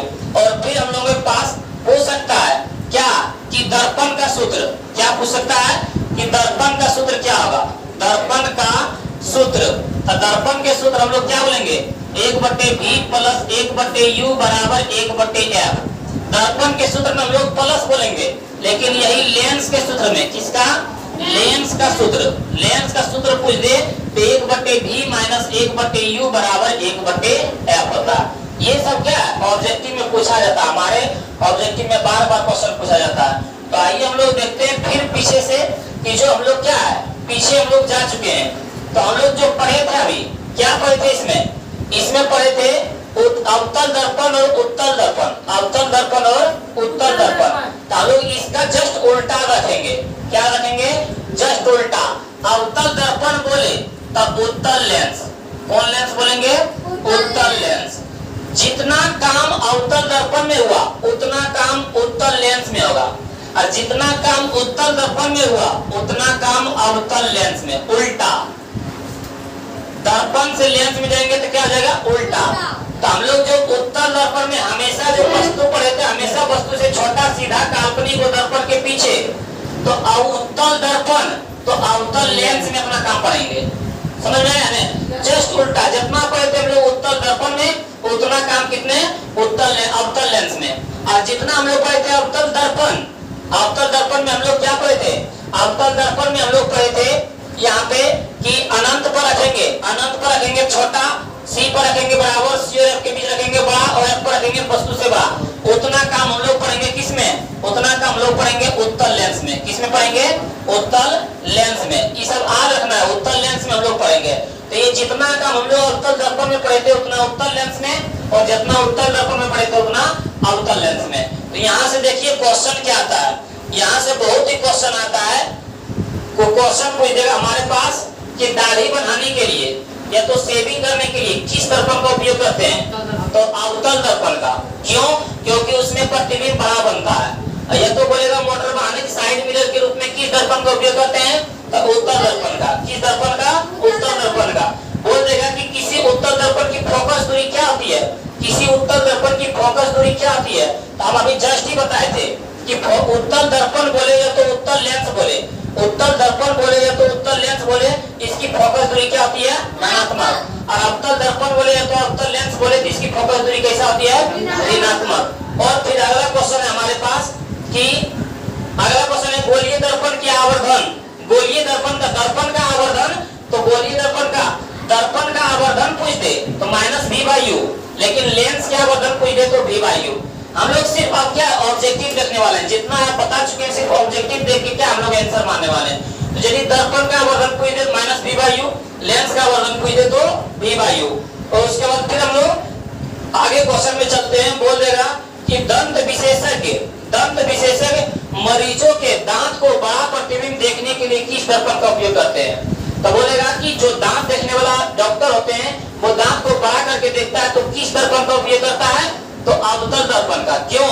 क्योंकि हम लोग समतल दर्पण में पढ़े थे कि वस्तु तो सीधा बनता है लेकिन बराबर बनता है, उत्तल दर्पण में सीधा तो बनता है लेकिन छोटा बनता है, लेकिन एक ऐसा दर्पण है जिसमें बड़ा प्रतिबिंब बनता है, तो वो कौन सा दर्पण है? अवतल दर्पण में। और अवतल दर्पण में 4 जगह उल्टे बनता है, बस एक ही जगह ऐसा है कि जो बड़ा और सीधा बनाता है, वो कौन जगह है? P और F के बीच में। तो वस्तु को बड़ा करके देखने में किस दर्पण का उपयोग होता है? तो हम लोग बोलेंगे अवतल दर्पण का। अब वस्तु को छोटा देखने में तो उत्तल दर्पण का। तो यहाँ पे बोल रहा है कि दांत को बड़ा करके देखने में किस दर्पण का उपयोग करते हैं? तो अवतल दर्पण का। और फिर आगे बोल रहा है कि टॉर्च या तो सर्च लाइट तथा वाहनों के अग्रदीपों में, अभी बताए थे, बोला प्रकाश समांतर किरण प्राप्त करने के लिए किस दर्पण का? तो जो गाड़ी के अग्रदीप होते हैं तो टॉर्च में होते हैं, वो किस दर्पण का उपयोग करते हैं? अवतल दर्पण का। ये या तो बोला सेविंग दर्पण, दाढ़ी बनाने के लिए, तो सेविंग करने के लिए किस दर्पण का उपयोग करते हैं? तो अवतल दर्पण का उपयोग करते हैं। ये सब किसमें? फिर बोलेगा क्वेश्चन कि वाहनों के पक्ष से दृश्य दर्पणों के, मतलब वाहन के साइड मिरर के रूप में कौन सा दर्पण का उपयोग करते हैं? तो उत्तल दर्पण का उपयोग। किसका? उत्तल दर्पण का उपयोग हम लोग करते हैं। और यहाँ पे बोला अवतल लेंस की क्षमता, अभी हम जस्ट बात है, अवतल लेंस की क्षमता क्या होती है? ऋणात्मक। अवतल लेंस बोले, अवतल दर्पण बोले, दोनों का ऋणात्मक। उत्तल दर्पण बोले, उत्तल लेंस बोले, तो दोनों का क्या होता है? धनात्मक होता है। और लेंस की क्षमता का ऐसे मतलब, तो लेंस की क्षमता का ऐसा मतलब क्या होता है? लेंस की क्षमता का ऐसा मतलब हम लोग पढ़ेंगे डायोप्टर। क्या पढ़ेंगे? डायोप्टर। तो हम लोग लिख देते हैं कि लेंस की क्षमता का ऐसा मतलब क्या होता है? डायोप्टर। लेंस की क्षमता, लेंस की क्षमता का ऐसा मात्रक क्या होता है? तो डायोप्टर। डायोप्टर जिसको हम लोग सूचित करते हैं डी से, जिसको हम लोग सूचित करते हैं डी से। और फिर अगला क्वेश्चन है हम लोग के पास, सिर्फ आप क्या है क्वेश्चन को समझते जाइए और ऑब्जेक्टिव मारिए। और किसी बिंब का अवतल दर्पण, कौन दर्पण बोल रहा है? अवतल दर्पण। हमेशा रखिएगा, अवतल दर्पण द्वारा प्रतिबिंब आभासी, हम लोग बताए थे, क्या बताए थे? सीधा, सीधा को ही बोलते हैं काल्पनिक। क्या बोलते हैं? काल्पनिक। काल्पनिक को ही बोलते हैं आभासी। क्या बोलते हैं? आभासी। ये किस दर्पण में, हम लोग जो क्वेश्चन पूछ रहे हैं किस दर्पण में पूछ रहे हैं? तो अवतल दर्पण में पूछ रहे हैं। किस दर्पण में पूछ रहे हैं? तो बोला किसी बिंब का प्रतिबिंब दर्पण द्वारा बना प्रतिबिंब आभासी, सीधा तथा बिंब से बड़ा पाया गया हो, तब वस्तु की स्थिति कहाँ होनी चाहिए? अवतल दर्पण में बोल रहा है कि आभासी और सीधा अब वस्तु से बड़ा हो, वो कहाँ पे होना चाहिए? तो हम बताए थे P और F के बीच में। कहाँ पे होना चाहिए? P और F के बीच में। देखिए हम बताए थे कि P और F के बीच में जब वस्तु रहता है तो वहाँ पे वस्तु से बड़ा, सीधा और काल्पनिक बनता है। यहाँ पे देखिए P और F के बीच में, P और F के बीच में क्या बताए थे? अवतल दर्पण में वस्तु से बड़ा और काल्पनिक और सीधा और आभासी प्रतिबिंब बनता है। तो ये सब बता चुके हैं। और फिर अगला क्वेश्चन है कि किसी बिंब का वास्तविक तथा समान साइज का, वास्तविक मतलब उल्टा और समान साइज मतलब बराबर, उल्टा और बराबर कौन दर्पण में बनता है? तो अवतल दर्पण। उल्टा बोल रहा है तो अवतल दर्पण। अब बराबर कहाँ बनता है? C पर। देखिए यहाँ बताए थे कि C पर बराबर बनता है, अब वास्तविक बनता है। कौन सा दर्पण है? अवतल दर्पण में। लेकिन यहाँ क्वेश्चन बोल रहा है कि किसी बिंब का वास्तविक तथा समान साइज का प्रतिबिंब प्राप्त करने के लिए उत्तल लेंस के सामने कहाँ रखें? तो अवतल दर्पण मतलब उत्तल लेंस, अवतल दर्पण बोले या तो उत्तल लेंस बोले, दोनों बात एक ही है। तो समान साइज प्राप्त करने के लिए, बराबर तथा समान साइज उल्टा प्रतिबिंब प्राप्त करने के लिए उत्तल लेंस में कहाँ वस्तु होना चाहिए? C पर। या तो वक्रता केंद्र पर। सब बता चुके, सिर्फ एक बार क्वेश्चन क्या है, क्वेश्चन को सिर्फ पढ़ते जाइए। किसी दर्पण से चाहे कितनी दूरी पर खड़े हो, आपका प्रतिबिंब सदैव सीधा प्रतिबिंब बनता है। तो बोला कि आप कोई दर्पण है और चाहे कितनी दूरी पर भी मतलब क्या हो, खड़ी हो, तो हमेशा सीधा प्रतिबिंब बनता है। वो कौन दर्पण होगा? तो वो होगा समतल और उत्तल। समतल दर्पण में भी कहीं पे आप खड़ी हो जाइए तो सीधे प्रतिबिंब बनेगा, उत्तल दर्पण में भी कहीं पे खड़ी हो जाइए तो सीधे प्रतिबिंब बनेगा। लेकिन अवतल दर्पण में क्या है? सीधा सिर्फ P और F के बीच खड़ी रहिएगा तभी बनेगा, और नहीं तो हर जगह क्या बनेगा? उल्टा। तो बोला कहीं भी खड़ी होने पर कौन सा दर्पण में सीधा प्रतिबिंब बनता है? तो सिर्फ बनेगा किसमें? समतल और उत्तल में। लेकिन बोलेगा सिर्फ सीधा प्रतिबिंब बनेगा तो कौन दर्पण हो जाएगा? तीनों, समतल में भी, उत्तल में भी बन रहा है और यहाँ बता अवतल में भी। लेकिन बोलेगा हमेशा सीधा प्रतिबिंब बनता है तो सिर्फ समतल में और उत्तल में। बोलेगा सीधा प्रतिबिंब बनता है लेकिन बराबर तो समतल, सीधा प्रतिबिंब बनता है लेकिन वस्तु से छोटा तो उत्तल, सीधा प्रतिबिंब बनता है लेकिन वस्तु से बड़ा तो अवतल। तो आप लोग क्या है, ऑब्जेक्टिव को देखिए और ऑब्जेक्टिव हम बताने वाले हैं, और ऑब्जेक्टिव को देखिए और पूरा ऑब्जेक्टिव क्या है सही से आप लोग सही मारिए। तो हम लोग ऑब्जेक्टिव को देखते हैं। तो हम देख रहे हैं फिजिक्स का विवेक ऑब्जेक्टिव क्वेश्चन और देखते हैं 100 ऑब्जेक्टिव में आप लोग कितने जवाब देते हैं। और ये फिजिक्स का बहुत ही इंपॉर्टेंट क्वेश्चन है कि जो बच्चे को क्या है घुमा फिरा के एक ही क्वेश्चन में रख देता है और बार बार क्वेश्चन को भूलने की कोशिश करता है। तो इस वीडियो में देखिए इसका ऑब्जेक्टिव और देखते हैं इसका क्या बोला गया क्वेश्चन। क्वेश्चन है हमारे पास कि किसी पारदर्शी पदार्थ माध्यम में प्रकाश किरणें गमन करती है। किसी पारदर्शी माध्यम में प्रकाश किरणें गमन करती है तो बोला सीधी रेखा में कि वक्र रेखा में कि टेढ़ी रेखा में कि इनमें से कोई नहीं। हम लोग बोलेंगे सीधी रेखा में। ये क्या बोलेंगे? सीधी रेखा आंसर हो जाएगा। और क्वेश्चन नंबर 2 देखते हैं कि किसी अवतल दर्पण की फोकस दूरी होती है। तो हम लोग बताए थे, हम क्या बताए थे कि उत्तल दर्पण बोले या तो उत्तल लेंस बोले, दर्पण बोले या तो लेंस बोले, उत्तल दर्पण बोले या तो लेंस बोले, इसकी फोकस दूरी होती है धनात्मक। क्या होती है? धनात्मक। और अवतल जो होता है, अवतल दर्पण बोले या तो अवतल लेंस बोले, दर्पण बोले या तो लेंस बोले, इनकी फोकस दूरी होती है ऋणात्मक। कैसी होती है? ऋणात्मक। तो ये याद रखना कि उत्तल यदि बोलेगा लेंस रहे दर्पण है तो धनात्मक होता है। तो आप लोग इसमें बताइए कि किसी अवतल दर्पण की फोकस दूरी होती है तो अवतल दर्पण की फोकस दूरी कैसी होती है? धनात्मक ऋणात्मक की शून्य के बराबर। तो हम लोग क्या बोलेंगे? ऋणात्मक। अवतल बोला था तो ऋणात्मक। और क्वेश्चन देखते हैं फिर 3 नंबर की किसी अवतल दर्पण की फोकस दूरी उत्तल दर्पण की, उत्तल दर्पण की क्या बोले थे? उत्तल दर्पण बोले तो धनात्मक, उत्तल दर्पण बोले तो धनात्मक। और क्वेश्चन नंबर 4 देखते हैं किसी अवतल लेंस, अवतल बोल रहा है लेंस हो या तो कुछ भी हो, अवतल लेंस की कैसा होती है? अवतल लेंस की फोकस दूरी कैसी होती है? ऋणात्मक। इसका आंसर क्या जाएगा? ऋणात्मक। और क्वेश्चन फिर देखते हैं हम लोग क्वेश्चन नंबर 5 कि किसी उत्तल लेंस, फिर बोला उत्तल, उत्तल बोले तो धनात्मक, उत्तल बोले तो धनात्मक है ना, क्वेश्चन बहुत बराबर नहीं होगा। उत्तल बोले तो क्या हम लोग बोलेंगे? धनात्मक। ये क्या हो जाएगा? धनात्मक। और क्वेश्चन हम लोग फिर देखते हैं 6 नंबर में बोला जा रहा है कि वास्तविक प्रतिबिंब का आवर्धन होता है। वास्तविक किसको बोलते हैं? हम लोग काल्पनिक बोलते हैं, काल्पनिक बोलते हैं सीधा को। किसको बोलते हैं? सीधा। किसको बोलते हैं? सीधा। अब वास्तविक किसको बोलते हैं? वास्तविक बोलते हैं हम लोग उल्टा को। किसको बोलते हैं? उल्टा को। तो काल्पनिक हम लोग सीधा, वास्तविक मतलब उल्टा। तो यहाँ पे बोल रहा है हमारे पास वास्तविक प्रतिबिंब का आवर्धन होता है धनात्मक की ऋणात्मक की शून्य के बराबर। तो वास्तविक बोलते हैं उल्टा, उल्टा मतलब ऋणात्मक। क्या जाएगा? ऋणात्मक। और क्वेश्चन देखते हैं हम लोग, क्वेश्चन देखते हैं 7 नंबर में कि आभासी एवं क्या बोला जा रहा है? आभासी एवं सीधा प्रतिबिंब आवर्धन होता है। तो आभासी मतलब भी क्या होता है? हम लोग देखिए आज कर लेंगे कि काल्पनिक किसको बोलेंगे? काल्पनिक बोले या तो आभासी बोले, या तो आभासी बोले या तो सीधा बोले। ये सब बात क्या है? एक ही है। ये सब बात क्या है? एक ही है। तो हम लोग बोलेंगे कि आभासी एवं सीधा प्रतिबिंब। तो सीधा मतलब क्या होता है?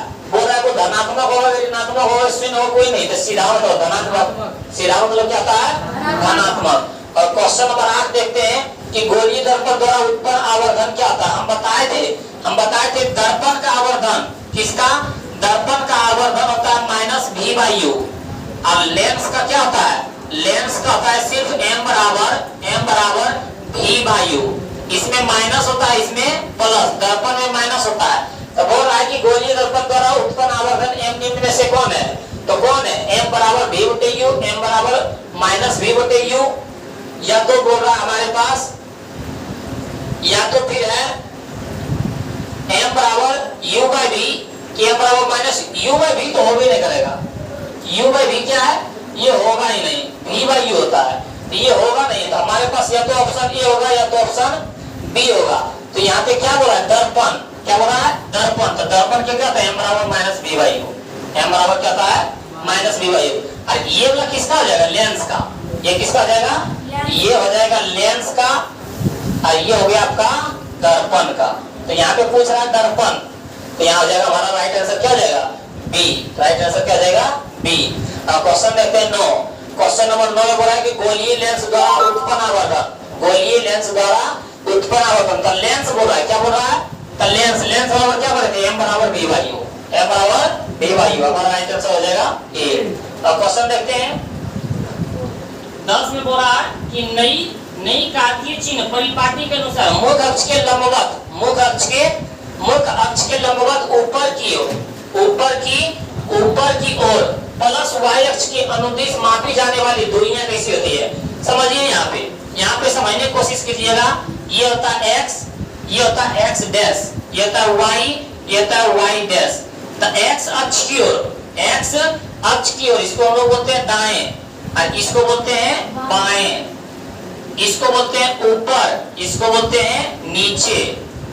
तो ये जो x है ये होता है प्लस, ये जो x डैश है होता है माइनस, ये y जो है तो होता है प्लस, ये y डैश ये होता है माइनस। ये सब क्या होता है प्लस प्लस माइनस। तो हम लोग देखेंगे कि दाएं की तरफ x अक्ष बोलेगा तो प्लस मतलब धनात्मक, x डैश मतलब बाएं की तरफ बोलेगा तो ऋणात्मक, और ऊपर की ओर बोलेगा y अक्ष तो धनात्मक, और नीचे की ओर बोलेगा तो ऋणात्मक। तो वही यहाँ पे क्वेश्चन है, बोल रहा है कि नई कार्तिकी चिन्ह परिपाटी के अनुसार मुख्य अक्ष के लंबवत तथा ऊपर की ओर क्या होता है प्लस, बोल रहा है प्लस y तो क्या होगा धनात्मक, यदि रहता माइनस तो क्या था ऋणात्मक। तो वही यहाँ पे बोल रहा है, यहाँ पे क्या बोल रहा है कि क्या होगा ऑप्शन ए में धनात्मक ऋणात्मक की दोनों की कोई नहीं, तो क्या हो जाएगा हमारे पास यहाँ पे हो जाएगा धनात्मक, क्योंकि प्लस था वहां पे क्या था प्लस था। और क्वेश्चन देखते हैं फिर हम लोग 11 में कि नई कार्तिकीय चिन्ह परिपाटी के अनुसार मुख्य अक्ष के लंबवत तथा नीचे क्या बोला है यहाँ तो माइनस वाई अक्ष, क्या बोल रहा है माइनस, तो माइनस में क्या होता है ऋणात्मक, क्या होता है ऋणात्मक। यहाँ पे ऑप्शन ए में बोला धनात्मक ऋणात्मक की श्रेणी के बराबर, तो हम लोग क्या बोलेंगे ऋणात्मक, हमारा राइट आंसर हो जाएगा बी।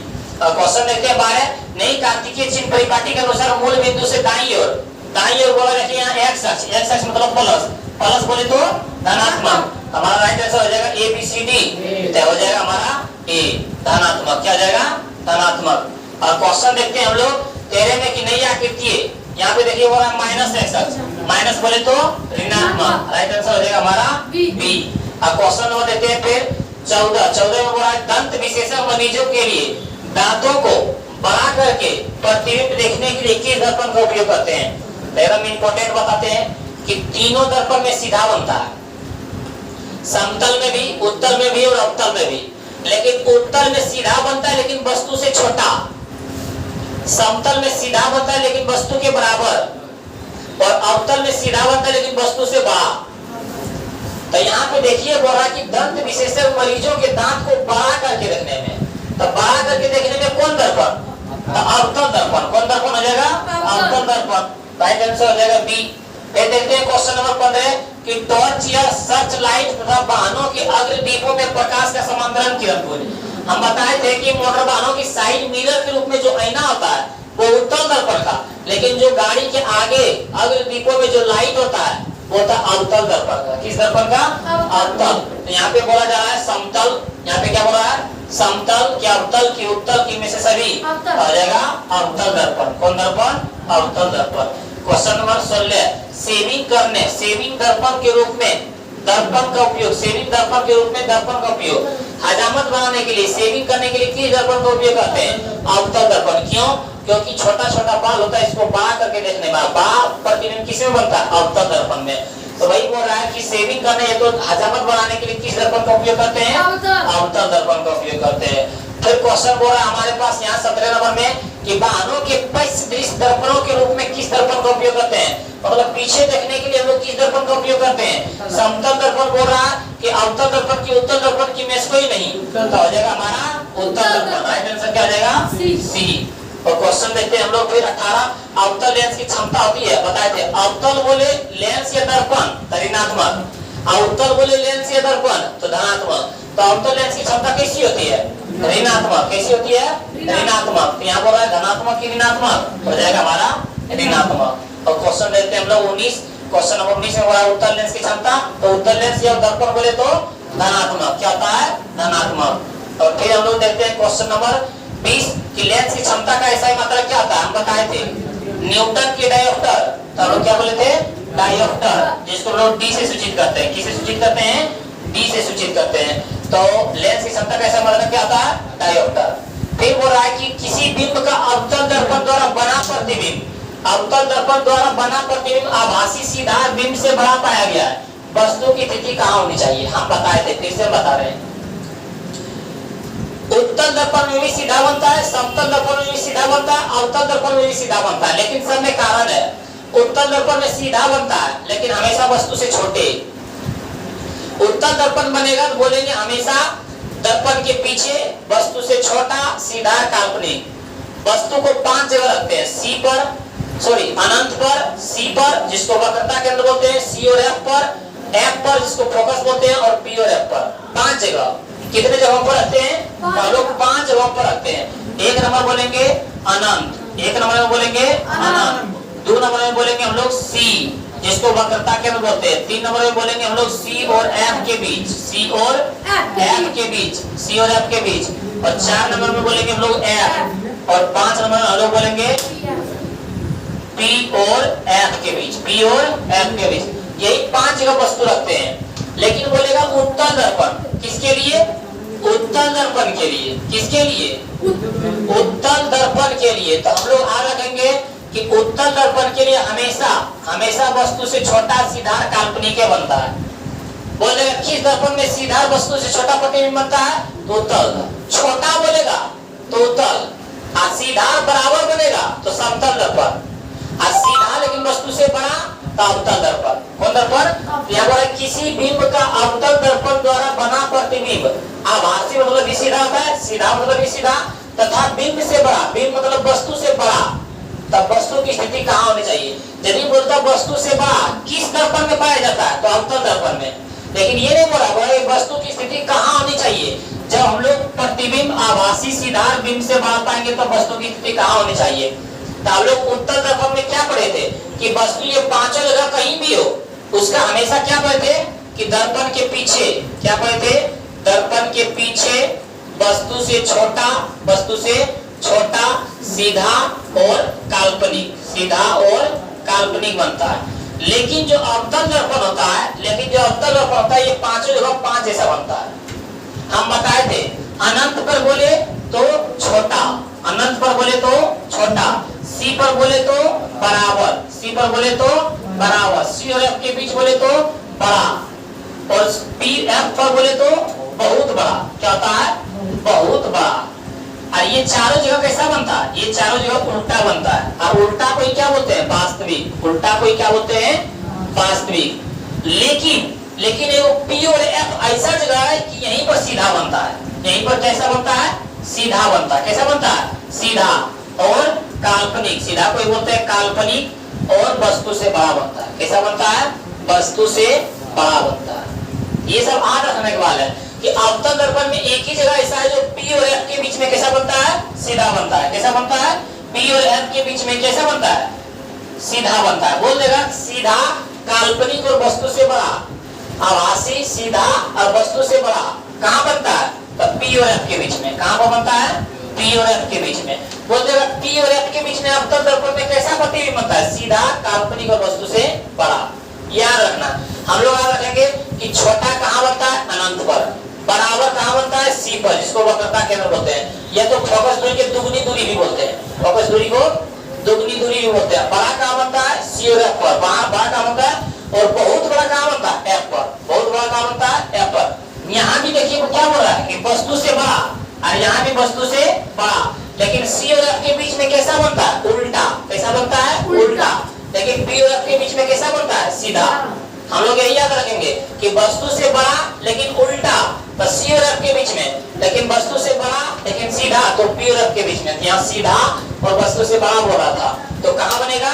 तो हमारा बनेगा, बोल रहा है ऑप्शन ए दे कि मुख्य फोकस और वक्रता केंद्र के बीच में। फोकस और वक्रता केंद्र, फोकस मतलब एफ और वक्रता केंद्र मतलब सी और एफ के बीच में। तो सी और एफ के बीच में कैसा बनता है? बड़ा तो बनता है लेकिन उल्टा बनता है।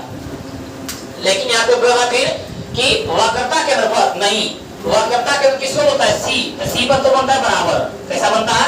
बराबर। यहाँ पर वक्रता केंद्र से परे, वक्रता केंद्र पर नहीं, वक्रता केंद्र से परे बाहर तो नहीं। यहाँ पे हम लोग क्या बोल सकते हैं?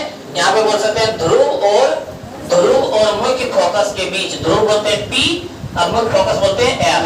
तब पी और एफ के बीच में रखने के बाद क्या बनता है? वस्तु से बड़ा, सीधा और काल्पनिक। क्वेश्चन नंबर 22 देखते हैं कि किसी बिंब का वास्तविक तथा समान साइज का प्रतिबिंब प्राप्त करने के लिए बिंब का उत्तल लेंस के सामने कहां होना चाहिए समान साइज प्राप्त करने के लिए बताए थे बराबर के लिए वस्तु को प्राप्त करने के लिए पहला में अनंत, तो अनंत पे छोटा, दूसरा में सी जिसको वक्रता केंद्र बोलते हैं, वहां पे कैसा बराबर बनता है, तो बोला समान साइज पर कैसा होता है, तो समान साइज के लिए हम लोग क्या बोलेंगे सी पर, सी बोले तो वक्रता केंद्र। देखिए ऑप्शन ए में कहां वक्रता केंद्र है, हमारा है ऑप्शन सी, ऑप्शन क्या है वक्रता केंद्र, हमारा राइट आंसर हो जाएगा ऑप्शन सी। और क्वेश्चन देखते हैं फिर कि 23 में कि किसी दर्पण से आप चाहे कितनी दूरी पर खड़े हो, किसी दर्पण से चाहे आप कितनी दूरी पर खड़े हो, आपका प्रतिबिंब सदैव सीधा प्रतीत होता है, वो कौन सा है, बोला है कि आप कहीं भी खड़ी हो जाए आपका प्रतिबिंब हमेशा सीधे बनेगा, वो कौन दर्पण होगा, तो समतल में और उत्तल में, क्योंकि समतल में कहीं भी खड़ी हो जाएंगे सीधे बनेगा, उत्तल में भी कहीं भी खड़े हो जाएंगे सीधे बनेगा। लेकिन अवतल दर्पण में क्या है, कभी छोटा बनता है, कभी बड़ा बनता है, कभी वस्तु बड़ा बनता है, कभी बराबर बनता है, कभी उल्टा बनता है, कभी सीधा बनता है, तो बोल रहा है वो आपका प्रतिबिंब सदैव सीधा प्रतीत होता है, कौन दर्पण में, तो समतल दर्पण में, उत्तल दर्पण में कि अवतल दर्पण में, कि बोल रहा है यहाँ पे कि या तो समतल या तो उत्तल, हाँ समतल और उत्तल दोनों में, हमारा यही होगा। और फिर क्वेश्चन है कि किसी शब्दकोश में पाया गए छोटे अक्षरों को पढ़ने समय आप किस दर्पण का उपयोग करेंगे, शब्दकोश मतलब डिक्शनरी में छोटे छोटे अक्षर लिखा रहता है, उस छोटे छोटे अक्षर को बड़ा करके पढ़ने में किस दर्पण का उपयोग करते हैं, बड़ा प्रतिबिंब कौन दर्पण में, अवतल, छोटा प्रतिबिंब और सीधा उत्तल, और बराबर और सीधा तो समतल, और सीधा वस्तु से बड़ा तो अवतल। तो वही बोला कि बड़ा करके किस दर्पण का उपयोग करते हैं हम लोग, तो बड़ा करके पढ़ने में हम लोग किसका प्रयोग करते हैं, अवतल दर्पण का। लेकिन यहाँ पे देखिए बोला 5 सेमी फोकस दूरी का एक अवतल लेंस कि 5 फोकस दूरी का उत्तल लेंस, तो उत्तल लेंस तो होगा ही नहीं, उत्तल लेंस क्या होगा, ये होगा नहीं, क्योंकि यहाँ पे बोला उत्तल लेंस, तो उत्तल दर्पण में नहीं होगा, उत्तल दर्पण में तो वस्तु छोटा बनता है, उत्तल दर्पण नहीं होगा, बी नहीं होगा। लेकिन यहाँ पे बोल रहा है सी में भी बोल रहा है अवतल दर्पण, सी में भी क्या बोल रहा है अवतल दर्पण, बी नहीं होगा, ऑप्शन सी अवतल दर्पण है, ऑप्शन डी उत्तल लेंस है, ये बी और डी नहीं होगा। अब हमको डिसाइड करना है ऑप्शन ए होगा या तो ऑप्शन सी होगा। तब बड़ा प्रतिबिंब अवतल दर्पण में कहाँ बनता है, पी और एफ के बीच में, मतलब नजदीक में, तो नजदीक हमारे पास 5 सेमी है या तो फिर 50 सेमी है, तो 5 सेमी है, तो हम लोग क्या बोलेंगे, हमारा राइट आंसर हो जाएगा, राइट आंसर हम लोग के पास क्या हो जाएगा, हमारा ए 5 सेमी फोकस दूरी का अवतल लेंस। क्यों, क्योंकि पी और एफ के बीच में सीधा बड़ा प्रतिबिंब बनता है, तो 5 से हमारा नजदीक होगा, तो यही हमारा राइट आंसर हो जाएगा ऑप्शन ए। और फिर क्वेश्चन देखते हैं हम लोग, क्वेश्चन नंबर देखते हैं 26 की प्रकाश के परावर्तन का नियम है, प्रकाश के परावर्तन के नियम में हम लोग क्या पढ़े थे, दूसरा में पढ़े थे आपतन कोण और परावर्तन कोण दोनों आपस में बराबर होता है। तो यहाँ पे बोला जा रहा है कि कोण आई और कोण आई बराबर आर उल्टे 2 नहीं, कोण आर बराबर 2 बराबर कोण आई नहीं, कोण आई बराबर कोण आर, या तो फिर कोण आई इंटू कोण 2r। तो हम लोग क्या बोलेंगे कि परावर्तन का दूसरा नियम में पढ़ते हम लोग आपतन कोण और परावर्तन कोण दोनों आपस में बराबर होता है, तब बराबर होता है तो आई कोण आई बराबर कोण आर, हम लोग का राइट आंसर हो जाएगा सी। और क्वेश्चन नंबर 27 देखते हैं कि निम्न में से किस ठोस द्रव्यात्मक माध्यम का निरपेक्ष अपवर्तनांक अधिक होता है, मतलब किसका अपवर्तनांक सबसे अधिक होता है, तो किसका हम लोग अपवर्तनांक सबसे अधिक पढ़े थे, कांच की, रूबी की, हीरा की, नीलम, तो हीरा का अपवर्तनांक क्या होता है, सबसे अधिक होता है 2.4 होता है, सबसे क्या है हीरा का अपवर्तनांक क्या होता है, सबसे अधिक होता है।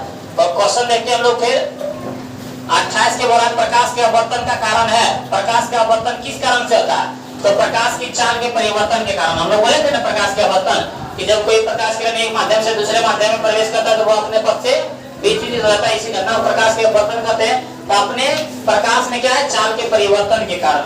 और फिर क्वेश्चन देख रहे हैं हम लोग, क्वेश्चन है हमारे पास कि 29 नंबर में अवतल दर्पण को निम्न में से किस एक अन्य नाम से जाना जाता है, बताए थे अवतल को, किससे, अवतल को, तो अव से अवतल, तो अव से अपसारी, अव से क्या होगा, अपसारी, तो अवतल को क्या बोलेंगे, अपसारी, अव और अव को, तो अवतल को अपसारी, तो उत्तल को अभिसारी। तो यहाँ पे बोला अवतल को, तो अवतल को किस नाम अपसारी के नाम से, ऑप्शन सी। और क्वेश्चन नंबर देखते हैं, बोल रहा है कि उत्तल को किस नाम से जाना जाता है? तो उत्तल को क्या? अभिसारी। उत्तल को किस नाम से? अभिसारी के नाम से। तो अवतल को अपसारी, उत्तल को अभिसारी। फिर बोल रहा है कि अवतल लेंस को निम्न नाम से, अवतल लेंस बोला तो लेंस को, फिर अवतल लेंस को किसे जानेंगे? अवतल बोल रहा है तो अवतल को किसे? अपसारी लेंस से। किसे? अपसारी लेंस से नाम से जाना जाता है। हमारा हो जाएगा सी। फिर क्वेश्चन है कि उत्तल लेंस, उत्तल लेंस को किस नाम से? उत्तल को अभिसारी। उत्तल को क्या बोलेंगे? अभिसारी, जो हमारा ऑप्शन बी हो जाएगा, अभिसारी लेंस। और फिर क्वेश्चन देखते हैं, क्वेश्चन देखते हैं दर्पण सूत्र बताए थे। दर्पण सूत्र क्या होता है? रखिएगा, दर्पण सूत्र होता है 1/v माइनस 1/u बराबर 1/f। और यही लेंस सूत्र क्या होता है? लेंस सूत्र जहाँ पे माइनस बोले थे वहां पे प्लस, 1/v प्लस 1/u बराबर 1/f। तो बताइए इसमें से आप लोग कि दर्पण का सूत्र ABCD होगा। तो हमको लगता है 1/v माइनस 1/u बराबर 1/f। राइट आंसर हो जाएगा ए। और क्वेश्चन देखते हैं 34 कि लेंस सूत्र, लेंस सूत्र क्या होगा? ABCD। तो हम लोग बोलेंगे C, 1/v प्लस 1/u बराबर 1/f। राइट आंसर हो जाएगा सी। और देखते हैं 35 में पतले लेंस की आवर्धन क्षमता। तो पतले लेंस की आवर्धन क्षमता, पतला बोले तो कम, पतला बोले तो कम, और मोटे बोले तो अधिक। पतला, पतले लेंस की क्षमता क्या होती है? कम, और मोटे के क्या होता है? अधिक। तो वही यहाँ पे देखिए, मोटे लेंस की आवर्धन क्षमता क्या होगा? इसमें अधिक हो जाएगा, इसमें क्या हो जाएगा? अधिक। और फिर देखते हैं क्वेश्चन नंबर 37 कि अवतल लेंस के ध्रुव। हाँ देखिए यहाँ पे अभी जस्ट समझाएं, हम क्या समझाए थे? हम समझाए थे अवतल लेंस के ध्रुव और, अवतल लेंस के ध्रुव और मुख्य फोकस। ध्रुव बोले तो P, मुख्य फोकस बोले तो F। P और F के बीच में, अवतल दर्पण में P और F के बीच रहते हैं तो प्रतिबिंब की प्रकृति होगी। तो अवतल दर्पण में एक ही जगह ऐसा है जो सीधा और वस्तु से बड़ा प्रतिबिंब बनता है, P और F के बीच में। बताए थे ना कैसा बनता है? सीधा और वस्तु से बड़ा। तो वही बोल रहा है वास्तविक एवं उल्टा नहीं, आभासी एवं उल्टा। आभासी बोलते हैं सीधा और उल्टा बनता है, नहीं। वास्तविक एवं सीधा, उल्टा सीधा बनता है, नहीं। तो हम लोग देखते हैं ऑप्शन डी में क्या है। ऑप्शन डी में बोल रहा है आभासी एवं सीधा। आभासी मतलब भी सीधा होता है, सीधा मतलब सीधा। हाँ, P और F के बीच रखने पर कैसा बनता है? सीधा बनता है।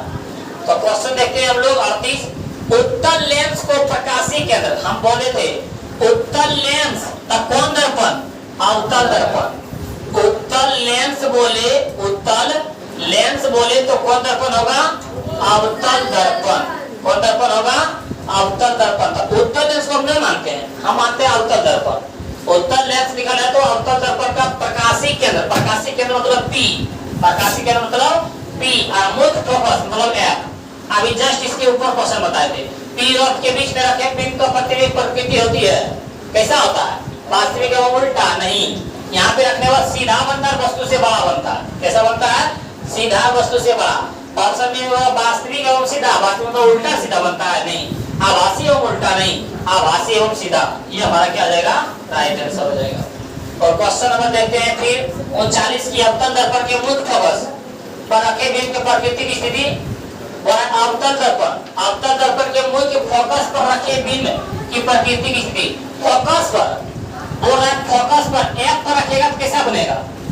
अनंत पर तो छोटा, C पर तो बराबर, C और F के बीच तो बड़ा, और F पर तो बहुत बड़ा। तो यहाँ पे देखिए बोल रहा ये चारों जगह कैसा बनता है? उल्टा बनता है। तो यहाँ पे बोला फोकस पर रखे, तो फोकस पर रखे वक्रता केंद्र पर कि फोकस और, अच्छा यहाँ पे बोला कहाँ प्रतिबिंब स्थिति उसका कहाँ होगा? तो हम बताए थे, क्या बताए थे कि यदि वस्तु अनंत पर हो, कहाँ हो? अनंत पर हो, इसका प्रतिबिंब कहाँ बनता है? C और F के बीच। कहाँ बनता है? C और F के बीच। और यदि C और F के बीच हो तो कहाँ बनता है? अनंत पर बनता है। कहाँ पे बनता है? अनंत पे। और जब C पर हो तो CA पर बनता है, और जब F पर हो इसका प्रतिबिंब कहाँ बनता है? अनंत पर का बनता है। कहाँ पे बनता है? अनंत पर। अनंत पर हो तो इसका प्रतिबिंब कहाँ बनता है? C और F पर। यदि C और F के बीच हो कहाँ बनता है? अनंत पर। और यदि C पर हो कहाँ बनता है? CA पर। और यदि F पर हो तो बनता है अनंत पर। तो अगर फोकस पर है तो कहाँ बनेगा? अनंत पर। कहाँ बनेगा? अनंत पर। तो क्वेश्चन ए बोला वक्रता केंद्र पर कि फोकस और वक्रता केंद्र के बीच, ध्रुव और फोकस पर कि अनंत पर, तो हम लोग क्या हो जाएगा अनंत पर। फिर हम लोग क्वेश्चन देखते हैं अगला क्वेश्चन बोला उत्तल लेंस के मुख्य फोकस पर रखे प्रतिबिंब की स्थिति होती है।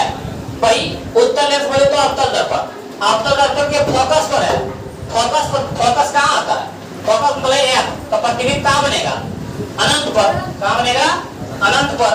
तो हमारा आ जाएगा वक्रता केंद्र पर कि फोकस और वक्रता केंद्र के बीच अनंत पर, तो हमारा हो जाएगा अनंत पर। फोकस पर रखा है तो कहाँ बनेगा अनंत पर। 41 में बोला अवतल लेंस का मुख्य फोकस पर रखे बिंब का प्रतिबिंब की स्थिति है। अवतल लेंस मतलब उत्तल दर्पण, अवतल लेंस मतलब उत्तल दर्पण। तो उत्तल दर्पण में प्रतिबिंब हमेशा कैसा बनता है, हमेशा दर्पण के पीछे वस्तु से छोटा, सीधा और काल्पनिक। तो ये तो बनता है, लेकिन उसका प्रतिबिंब की स्थिति कहाँ होगा, तो उसका प्रतिबिंब की स्थिति तो हम तो देखिए बता देते हैं बना के। ये क्या है हमारा, ये उत्तल दर्पण है। ये कौन दर्पण है, उत्तल मतलब उठा हुआ तरफ दिखाई पड़े। ये हो गया हमारा मान लीजिए सी, ये हमारा पी, ये हमारा एफ, तो इधर भी हो जाता है हमारा सी, ये हो जाता है पी। कहीं भी वस्तु रखेंगे ये दर्पण से टकरा के ये क्या है फोकस से जाती हुई प्रतीत होता है, लेकिन ये चला जाता है ऊपर। एगो वस्तु के माथा और सी से, वस्तु के माथा और सी से, तो ये प्रतिबिंब देखिए कहाँ बन रहा है, किन के बीच में बन रहा है। ये प्रतिबिंब आप लोग बताइए, ये प्रतिबिंब किन के बीच बना है, पी और एफ के बीच। ये जो प्रतिबिंब बन रहा है किन के बीच बना है, पी और एफ के बीच में। तो अवतल लेंस मतलब उत्तल दर्पण, उत्तल दर्पण में कहीं भी वस्तु को रखें, अनंत पर, सी पर, सी और एफ के बीच, एफ पर या तो पी और एफ के बीच, हमेशा प्रतिबिंब यही बनता है। कैसा बनता है, हमेशा वस्तु से छोटा, सीधा और काल्पनिक दर्पण के पीछे। तब बोल देगा कि अवतल लेंस मतलब उत्तल दर्पण में प्रतिबिंब कहाँ बनेगा, हमेशा कहाँ बनेगा, पी और एफ के बीच में। कहाँ बनेगा, पी और एफ के बीच में। तो आप लोग बताइए, बोला अनंत पर नहीं, बोला प्रकाशी केंद्र और फोकस पर। हाँ, प्रकाशी केंद्र मतलब पी और फोकस मतलब एफ, पी और एफ के बीच बनता है। हमारा राइट आंसर हो जाएगा बी। और देखते हैं हम लोग क्वेश्चन नंबर 42 की अवतल लेंस के सामने अवतल लेंस के सामने अनंत पर बिंब प्रतिबिंब स्थिति है। बोला कि प्रतिबिंब अनंत पर है तो कहाँ रखा होगा, सी और एफ पर। सी और एफ पर रखे तो अनंत पर, सी पर रखे तो सी ए पर, फोकस पर रखे तो फिर भी अनंत पर बनता है। तो बोला है कहाँ पर होगा, फोकस पर कि फोकस तथा प्रकाशी केंद्र पर नहीं, सी और एफ पर होगा। हमारा बोला फोकस तथा वक्रता केंद्र पर। हाँ, फोकस मतलब सी, वक्रता केंद्र मतलब फोकस मतलब एफ, वक्रता केंद्र मतलब सी और एफ के बीच होगा तभी अनंत पर बना होगा। और आला वाला 43 के अवतल दर्पण के सामने अनंत पर रखने का प्रतिबिंब स्थिति होगा। तो अवतल दर्पण वही बोला कहाँ, अनंत पर, तो सी और एफ। अनंत पर हो तो कहाँ पे होगा, सी और एफ के बीच। कहाँ है सी और एफ के बीच, यहाँ देखिए हमारा हो जाएगा ऑप्शन डी, फोकस और वक्रता केंद्र। फिर देखते हैं हम लोग लेंस के प्रकाशी केंद्र से गुजरने वाली प्रकाश की आवर्तन के पास क्या होता है, विचलन के साथ निर्गत हो जाती है कि बिना विचलन के निर्गत हो जाती है कि संगत। हाँ, यही होगा, क्या देगा हमारा ऑप्शन बी, बिना विचलन के क्या होती है, निर्गत हो जाती है। अब क्वेश्चन नंबर हम लोग देखते हैं 45 की यदि दर्पण उत्पन्न आवर्धन +2 है तो यह दर्पण किस प्रकार होगा, +2 या तो होगा उत्तल दर्पण या तो होगा उत्तल लेंस। प्लस किसके लिए होता है, दर्पण, उत्तल दर्पण या तो उत्तल लेंस। तो बोल रहा है कि यहाँ पे समझना है, यदि दर्पण उत्पन्न आवर्धन +2 है तो यह दर्पण किस प्रकार का होगा। तब +2 मतलब दुगना प्रतिबिंब बना रहा, बड़ा क्या बना रहा है, प्लस मतलब सीधा, प्लस मतलब क्या होता है, सीधा, सीधा है लेकिन कैसा है, प्रतिबिंब दुगना है मतलब बड़ा है।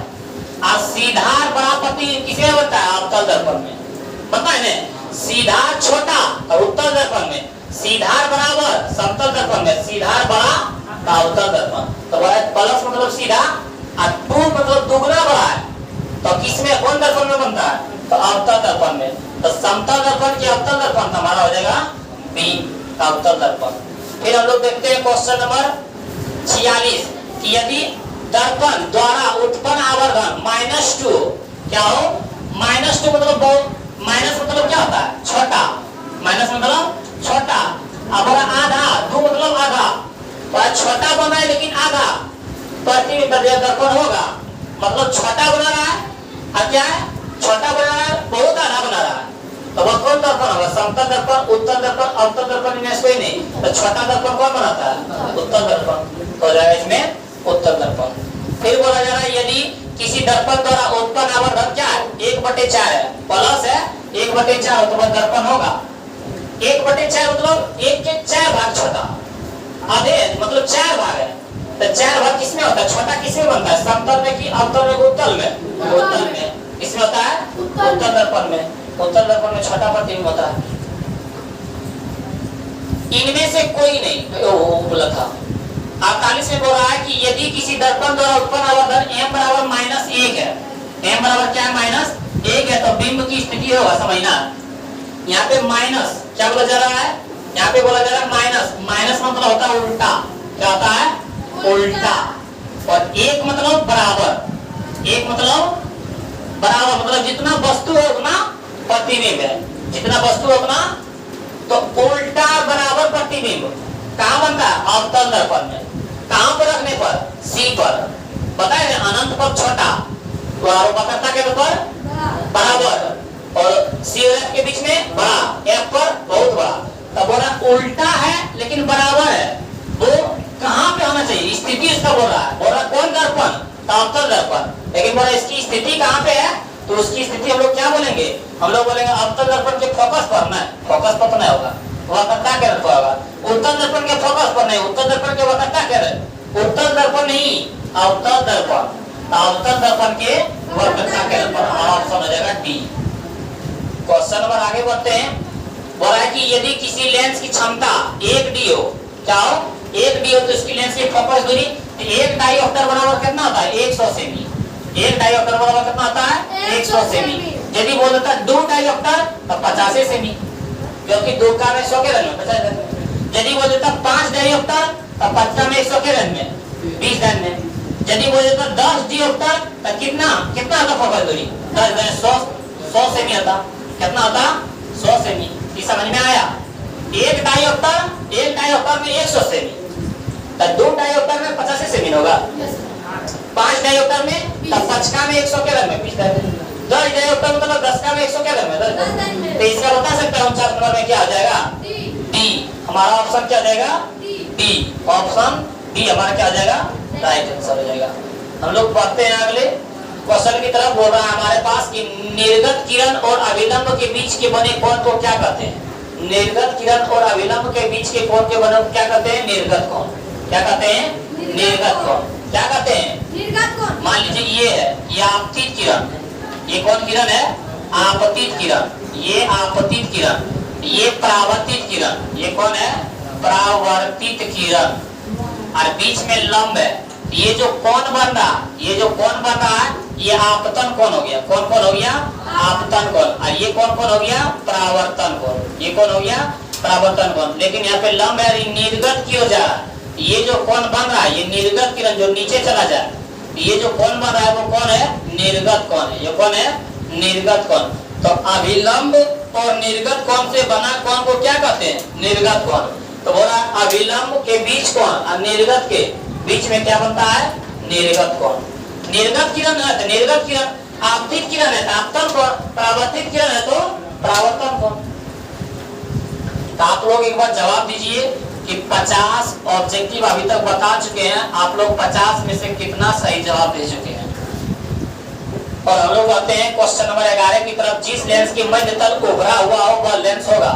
जिस लेंस का मध्य तल उभरा हुआ है, ये कौन लेंस बताए थे? अवतल लेंस। और ये कौन लेंस बताए थे? उत्तल लेंस। इसका बीच का भाग क्या है? मोटा है, उभरा हुआ है। तो वही बोला जिस लेंस का मध्य भाग उभरा हुआ है, मध्य भाग बड़ा है, वह लेंस कहलाता है। तो वह लेंस उत्तल की अवतल लेंस कहलाता है। तो वह उत्तल लेंस कहलाता है। हमारा हो जाएगा बी। और क्वेश्चन नंबर देखते हैं फिर कि जिस लेंस की मध्य तल थोड़ा क्या है? अंदर धसा हुआ है। थोड़ा क्या है? अंदर धसा हुआ है। ये कौन लेंस कहलाता है? मध्य तल थोड़ा अंदर धसा हुआ है, कौन कहलाता है? अवतल लेंस। तो हमारा कहलाएगा ए। फिर बोल रहा है नेत्र लेंस किस प्रकार के लेंस है? जो हमारा आंख है, तो आंख इसी तरह होता है ना। ये किस प्रकार के लेंस है? अभी बोले थे ये किस प्रकार का लेंस है? उत्तल लेंस। उत्तल लेंस की तरह है। तो बोल रहा है हमारे पास कि अवतल लेंस कि उत्तल लेंस कि दोनों की में से कोई नहीं हो जाएगा उत्तल लेंस। आंख हमारे पास किस प्रकार का लेंस है? उत्तल लेंस। हजामत बनाने के लिए उपयुक्त गोलीय दर्पण सीधा प्रतिबिंब प्राप्त करने के लिए चेहरे का रखना चाहिए दर्पण के। बोला कि हजामत बनाने के लिए कौन सा दर्पण होना चाहिए? अवतल दर्पण। हजामत बनाने के लिए मतलब बाल बनाने के लिए किस दर्पण का उपयोग करना चाहिए? अवतल दर्पण। वो भी वस्तु को कहाँ रखना चाहिए? पी और एफ के बीच में। पी और एफ के बीच में रखेंगे तभी वस्तु से बाहर सीधा दर्पण दिखाई पड़ेगा। तो वही यहाँ पे बोल रहा है कि वस्तु का स्थिति कहाँ होना चाहिए? वस्तु की स्थिति कहाँ होना चाहिए? वक्रता केंद्र पर नहीं, ध्रुव और मुख्य फोकस के बीच नहीं। हाँ, ध्रुव मतलब पी और मुख्य फोकस मतलब एफ। पी और एफ के बीच होना चाहिए। हमारा राइट आंसर हो जाएगा पी। फिर बोल रहा है हमारे पास कि निम्न में से किस दर्पण की फोकस दूरी धनात्मक होती है? तो किस दर्पण के धनात्मक क्या होता है? फोकस दूरी धनात्मक होता है उत्तल। उत्तल दर्पण बोले या तो लेंस बोले, इसकी फोकस दूरी कैसी होती है? धनात्मक। और फिर बोल रहा है किस गोलीय दर्पण की वक्रता त्रिज्या 50 सेमी तो उसकी फोकस दूरी क्या होगी? हम बताए थे वक्रता त्रिज्या बोलता है बड़ी आर को और फोकस दूरी बोलता है छोटी एफ को। ये दोनों बराबर होता है आर बराबर 2f। क्या होता है? आर बराबर 2f। मान लीजिए कि ये अवतल दर्पण है। अवतल दर्पण में ये सी है और यहाँ पे पी है, तो इसके बीचों बीच में कहलाता है एफ। तो यहाँ से यहाँ तक कहलाता है बड़ी आर और यहाँ से यहाँ कहलाता है छोटी आर। ये बड़ी आर का क्या है? आधे है ना, तो बड़ी आर 12 है तो छोटी आर 6। याद रखना ये क्या होता है? बड़ी आर दुगना होता है किसे? एफ से। क्यों? क्योंकि बड़ी आर है, बड़ी मतलब दुगना, बड़ी मतलब दुगना और छोटी मतलब आधी। छोटी मतलब क्या होता है? आधी। तो हम लोग देखेंगे क्या बोल रहा है। ऑब्जेक्टिव यहाँ से 4-5 को आएगा। बोलेगा बड़ी आर फोकस दूरी की क्या होती है? तो पहले बोला बड़ी आर, तो पहले बोले बड़ी आर तो दुगना। बोलेगा कि बड़ी आर वक्रता त्रिज्या फोकस दूरी की क्या होती है? दुगना। या तो बोलेगा फोकस दूरी वक्रता त्रिज्या क्या होती है? पहले क्या बोला? फोकस दूरी। अब फोकस दूरी छोटी है, छोटी है मतलब आधी होती है। जो पहले बोलेगा उसी का दर्पण बोलेंगे। बोलेगा वक्रता त्रिज्या फोकस दूरी की क्या होती है? शुरू में बोला वक्रता त्रिज्या मतलब दुगनी, क्योंकि वक्रता त्रिज्या को बड़ी आर से सूचित करते हैं। बोलेगा फिर कि फोकस दूरी वक्रता त्रिज्या की क्या होती है? तो बोलेगा फोकस दूरी पहले बोला फोकस दूरी मतलब छोटी है, छोटी मतलब आधी। तो यहाँ पे वही यहाँ पे बोल रहा है कि किसी गोलीय दर्पण की वक्रता त्रिज्या 50 है, मतलब आर के मान कितना दे दिया है? 50। तो एफ के मान कितना होगा? 25। आधे होगा ने? तो वही यहाँ ऑप्शन ए में बोल रहा है 50 सेमी, 40 सेमी, 25 सेमी की 10 सेमी? 25 सेमी हमारा आ जाएगा। क्या आ जाएगा? 25 सेमी। फिर 55 में बोले गोलीय दर्पण में पक्षांतर एवं वक्रता त्रिज्या के बीच संबंध है। हम अभी बताए थे पक्षांतर मतलब एफ और वक्रता त्रिज्या मतलब आर, दोनों में क्या संबंध है? हम बताए थे आर बराबर 2f। क्या होता है? आर बराबर 2f। या तो 2 गुना में गजे भागा में आर बराबर 2 बराबर में f, ये बोल सकते हैं। ये दोनों में देखिए कौन है? ये दोनों में हमारा ऑप्शन क्या है? आर बराबर 2f छोटी आर। तो यही हो जाएगा आर बराबर क्या हो जाएगा?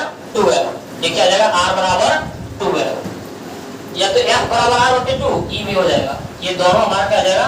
आंसर हो जाएगा। f बराबर भी r बटे 2 बोले थे ना? क्या बोले थे? r बराबर 2f। या तो 2 गुना में दे भागम तो r बटे 2 बराबर f। देखो यहाँ है f बराबर r बटे 2, ये भी हो सकता है, r बराबर 2f ये भी हो सकता है। हमारा a भी दोनों हो जाएगा। क्या हो जाएगा? a और c दोनों ऑप्शन हो जाएगा। हम लोग क्वेश्चन देखते हैं फिर 56 अवतल दर्पण की वक्रता त्रिज्या उसकी फोकस दूरी की क्या होती है? हम अभी जस्ट बताए थे। अवतल दर्पण की शुरू में क्या हुआ है? वक्रता त्रिज्या। वक्रता त्रिज्या मतलब बड़ी आर, बड़ी आर मतलब दुगनी, बड़ी आर मतलब दुगनी। तो option A B C D क्या हो जाएगा? सी दुगनी होती है। क्या होती है? दुगनी होती है। फिर क्वेश्चन बोला है कि किसी दर्पण की वस्तु को कहीं भी रखने से वस्तु का बराबर आकार का सीधा प्रतिबिंब बनता है। बराबर और सीधा प्रतिबिंब मतलब बराबर और सीधा किसमें? समतल में। बराबर और सीधा किसमें? समतल दर्पण में। तो उत्तल की समतल की अवतल की समतल और उत्तल दोनों हो जाएगा समतल। बराबर सिर्फ नहीं बोलता, बोलता हमेशा सीधा प्रतिबिंब, समतल उत्तल दोनों, लेकिन बराबर बोल देने के कारण क्या हो जाएगा? समतल। और क्वेश्चन हमारे पास अगला है कि निम्न में से कौन सा पदार्थ लेंस के बनाने के लिए उपयुक्त नहीं है? तो लेंस बनाने के लिए जल की जरूरत होती है, कांच की भी जरूरत होती है, प्लास्टिक की भी जरूरत होती है, लेकिन मिट्टी की जरूरत नहीं होती है। और फिर अगर बोला किस दर्पण से हमेशा वस्तु से छोटा प्रतिबिंब प्राप्त करते हैं? तो किस दर्पण से? समतल दर्पण से बराबर, समतल दर्पण से बराबर, अवतल दर्पण से बड़ा। मतलब सब में सीधा होगा, सब में क्या होगा, सीधा। लेकिन बोलेंगे हम लोग कि उत्तल दर्पण से हमेशा क्या आता है, छोटा प्रतिबिंब होता है। तो छोटा बोल आता है, क्या हो जाएगा, ऑप्शन सी हमारा राइट आंसर। फिर बोला उत्तल दर्पण द्वारा बना प्रतिबिंब होता है, हम बताए थे उत्तल दर्पण में हमेशा दर्पण के पीछे वस्तु से छोटा, सीधा और काल्पनिक, सीधा और काल्पनिक। यहाँ बोल रहा है वास्तविक तथा उल्टा नहीं, वास्तविक तथा सीधा नहीं, आभासी तथा उल्टा नहीं, आभासी तथा सीधा। हाँ, यस सर। आभासी मतलब भी सीधा होता है और सीधा मतलब भी सीधा होता है। क्वेश्चन नंबर 61 देखते हैं, एक गोलीय दर्पण द्वारा बने प्रतिबिंब आवर्धन एम ऋणात्मक है, इसका अर्थ क्या होता है, ऋणात्मक बोले तो उल्टा की सीधा, उल्टा। तो वही बोल रहा है क्या होगा, उल्टा होगा, सीधा होगा, वस्तु से छोटा होगा, वस्तु से बड़ा, तो क्या होगा, उल्टा। हमारा ये हो जाएगा।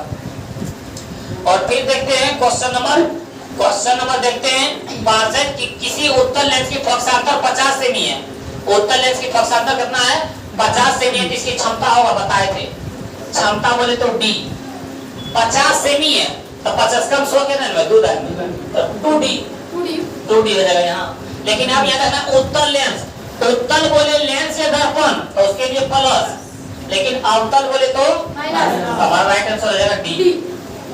क्वेश्चन बढ़ते हम लोग 63 की ओर, मोटर वाहनों के चालक के सामने साइड मिरर के रूप में लगा रहता है कौन दर्पण, उत्तल दर्पण, हमारा राइट आंसर हो जाएगा बी।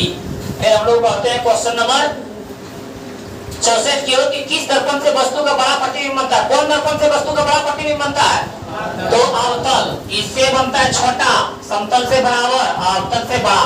यहाँ बड़ा बोला, हमारा आंसर क्या आ जाएगा, बी। क्वेश्चन नंबर बढ़ते हैं 65 की ओर, निम्न में से किस लेंस की फोकस दूरी धनात्मक होती है, किसकी धनात्मक होती है, अवतल की उत्तल, उत्तल की फोकस दूरी कैसी होती है, धनात्मक होती है। देखो वही क्वेश्चन बार बार पूछ रहा है। फिर बोला 2D क्षमता वाले लेंस की फोकस दूरी, तो 2D धोखा में 100 के में 50 में, तो बोल रहा है ए सब ए की बी की सी की डी, हमारा राइट आंसर क्या आ जाएगा, डी। फिर क्वेश्चन देखते हैं, अवतल लेंस में आभासी और बड़ा प्रतिबिंब बनने के लिए वस्तु को कहाँ होना चाहिए, बोला आभासी मतलब सीधा, अब वस्तु से बड़ा, अवतल दर्पण में कहाँ होना चाहिए, एक ही जगह है जो पी और एफ के बीच में, जो कहाँ है, पी और एफ के बीच में, तो पी और एफ के बीच में बोलते हैं फोकस और प्रकाश केंद्र। तो देखते हैं ऑप्शन ए नहीं, ऑप्शन बी नहीं, ऑप्शन सी नहीं, option D, option D focus और वक्रता केंद्र के बीच नहीं, ये भी नहीं होगा। यहाँ पे बोल रहा है हमारे पास कि आभासी और वस्तु से बड़ा प्रतिबिंब बनाने के वस्तु का वक्रता केंद्र पर, फोकस के अंदर, हाँ फोकस के अंदर होगा, कहाँ होगा, पी और एफ के बीच में, मतलब फोकस के अंदर होता है ना, ये हो जाएगा हमारा फोकस के अंदर, ऑप्शन सी। फिर क्वेश्चन देखते हैं, प्रकाश के परावर्तन अपवर्तन के कितने नियम है, प्रकाश के परावर्तन और अपवर्तन के कितने नियम है, 1 2 3 2, कितना हो जाएगा, 2, हमारा राइट आंसर हो जाएगा 2। और फिर क्वेश्चन है कि समतल दर्पण द्वारा प्रतिबिंब होता है, समतल दर्पण द्वारा प्रतिबिंब कैसा होता है, वास्तविक कि काल्पनिक, समतल दर्पण जो हम लोग चेहरा देखते हैं घर में, जो आईना होता है उसमें हमेशा कैसा बनता है, सीधा प्रतिबिंब, कैसा बनता है, सीधा। और क्वेश्चन नंबर देखते हैं 70, ये गोलीय दर्पण की वक्रता त्रिज्या 32 है, वक्रता त्रिज्या मतलब बड़ी आंख के मान कितना दे दिया, 32, तो छोटी आंख के मान कितना होगा, 16, जो हमारा ऑप्शन ए भी है। फिर हम लोग देखते हैं क्वेश्चन नंबर 71, जब प्रकाश की किरण हवा से कांच में प्रवेश करती है, हम बताए थे कि जब प्रकाश की किरण हवा से कांच में प्रवेश करती है, आगे अपना इंपॉर्टेंट क्वेश्चन बता रहे हैं, बोले पतला, या तो बोले खाली, या तो बोले बिरल, और दूसरा में बोले पतला को गाढ़ा, या तो भीड़, या तो साधारण। तो यहां से देखना है कि यदि हम लोग क्या खाली से भीड़ में जाते हैं, मोटरसाइकिल को चला रहे हैं, खाली से भीड़ में जाते हैं तो हम लोग धीरे कर देते हैं, तो यदि खाली से भीड़ में जाए तो लंब की ओर धीरे कर देते हैं। तो क्या बोलेंगे, यदि हम लोग क्या कि खाली से भीड़ में जाए, खाली से भीड़ में जाए तो लंब की ओर, किसमें, लंब की ओर। लेकिन बोलेगा सघन से, भीड़ से खाली में जाए, भीड़ से निकल कर खाली है, मोटरसाइकिल को खूब स्पीड से लगते हैं, तो लंब से दूर, लंब से दूर। तो यहाँ से क्या पूछेगा कि यदि विरल से सघन में जाए, विरल मतलब पतला, मतलब खाली, खाली से हम लोग भीड़ में जा रहे हैं, खाली से भीड़ में तो धीरे कर देंगे मतलब लंब की ओर। बोलेगा सघन से विरल में जाए, सघन मतलब भीड़, अब विरल मतलब खाली, यदि भीड़ से खाली में जाए तो लंब से दूर। तो यहाँ पे वही बोला जब प्रकाश किरण हवा से कांच में जाए, हवा मतलब पतला, कांच मतलब गाढ़ा, क्या पतला से गाढ़ा में जा रहे हैं तो लंब की ओर, क्या हो जाएगा लंब की ओर। तो यहाँ पे वही बोल रहा है ऑप्शन ए में अभिलंब से दूर, अभिलंब के समांतर, अभिलंब के निकट, लंब से अभिलंब की निकट, क्या हो जाएगा अभिलंब की निकट, ऑप्शन सी। फिर क्वेश्चन देखते हैं हम लोग 72 की एक अवतल दर्पण की फोकस दूरी 10 सेमी, बकाता त्रिज्या कितना होगा, फोकस दूरी 10 सेमी, छोटी एफ के मान 10 तो बड़ी आर के मान 20, दोगुना होता है ना, यस सर। बड़ी आर के मान कितना हो जाएगा 20, तो ऑप्शन सी हो जाएगा। फिर 77 नंबर सरल सूक्ष्मदर्शी में किसका उपयोग होता है, सरल सूक्ष्मदर्शी जो देखने में बड़ा वाला उपयोग होता है ना, सरल सूक्ष्मदर्शी में किसका उपयोग होता है, अवतल दर्पण का, किसका होता है अवतल, बना करके देखने में उपयोग करते हैं, तो किसका हो जाएगा अवतल दर्पण का। फिर हम लोग क्वेश्चन देखते हैं 74 कि फोटोग्राफी कैमरा में अभिदृश्य होता है, फोटोग्राफी कैमरा जो होता है उसमें भी किसका होता है अवतल दर्पण का ही होता है, किसका होता है अवतल दर्पण का ही होता है इसमें। और फिर देखते हैं क्वेश्चन नंबर 15 सेमी फोकस दूरी वाले एक अवतल दर्पण की सामने 30 से 15 सेमी, क्या बोला जा रहा है कि 15 सेमी फोकस दूरी वाले अवतल दर्पण के सामने 30 सेमी दूरी पर एक वस्तु को सामने रखने पर उसका प्रतिबिंब बनेगा। 15 सेमी फोकस है, उसका क्या है देखिए अवतल दर्पण है, कौन दर्पण है अवतल दर्पण, ये अवतल दर्पण है, ये मान लेते हैं इसका C, ये मान लेते हैं इसका P, ये दोनों के बीच में क्या होता है F, ये दोनों के बीच में क्या होता है F। अब ध्यान से देखिएगा 15 सेमी फोकस दूरी, इसकी फोकस दूरी कितना है 15 सेमी है, कितना है 15 सेमी है, और 15 सेमी की फोकस दूरी एक अवतल दर्पण के सामने 30 सेमी की दूरी पर, तब 15 के दुगना क्या होता है 30, मतलब यहाँ से यहाँ क्या है 30, F फोकस दूरी का 15, अब 15 से बोला 30 सेमी की दूरी पर, मतलब कहाँ पहुंच गया C पर, तो बोल रहा है 30 सेमी की दूरी पर एक वस्तु को रखने पर उसका प्रतिबिंब बनेगा। C नहीं बोल दिया, 15 सेमी फोकस बोल दिया, और 15 के दुगना बोल दिया 30, तो 15 के दुगना कहाँ पहुंच जाता है C पर, और C पर उसका प्रतिबिंब क्या बनता है बराबर और उल्टा बनता है ना, अनंत पर छोटा, C पर बराबर, C और F के बीच में बड़ा और F पर बहुत बड़ा, तो यहाँ पे C पर कैसा बनेगा बराबर। तो देखते हैं हम लोग ऑप्शन में क्या है, दर्पण के फोकस पर, अच्छा कहाँ बनेगा तो C पर, तो C पर बनेगा, C पर है तो अनंत पर रहता है तो C और F के बीच, C और F के बीच रहता है तो अनंत पर, C पर रहता है तो CA पर, तो यहाँ पे बोल रहा है कहाँ पे बनेगा, कहाँ पे बनेगा तो बोल रहा है दर्पण के फोकस पर कि दर्पण के पीछे कि दर्पण के वक्रता केंद्र पर, हाँ दर्पण के वक्रता केंद्र पर, C पर है तो CA पर बनेगा।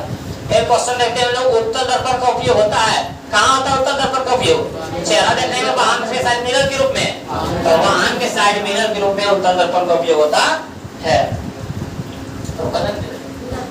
फिर अगला क्वेश्चन है कि जब प्रकाश की किरण एक माध्यम से दूसरे माध्यम में गमन करती है तो वह अपने पूर्व पथ से विचलित हो जाती है, इसको क्या कहते हैं, प्रकाश का पथ।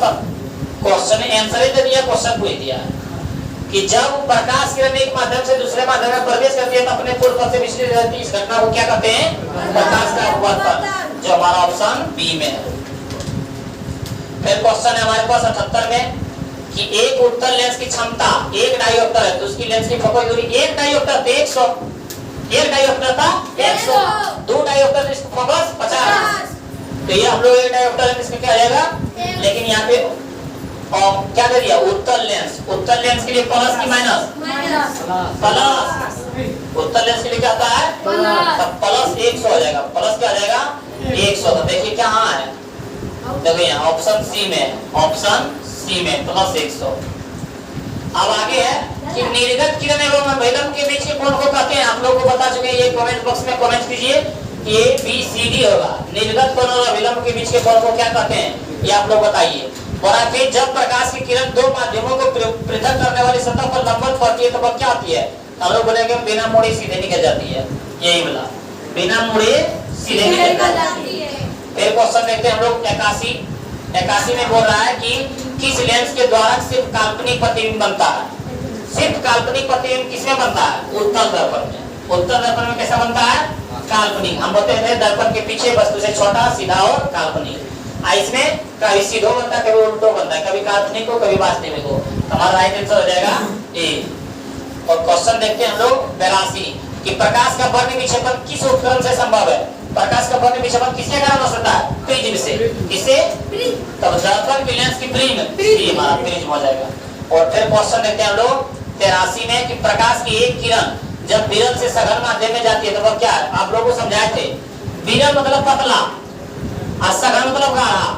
जब पतला से मतलब खाली से भीड़ में जाए तब लोग मोटरसाइकिल धीरे कर देते हैं, मतलब लंब की ओर।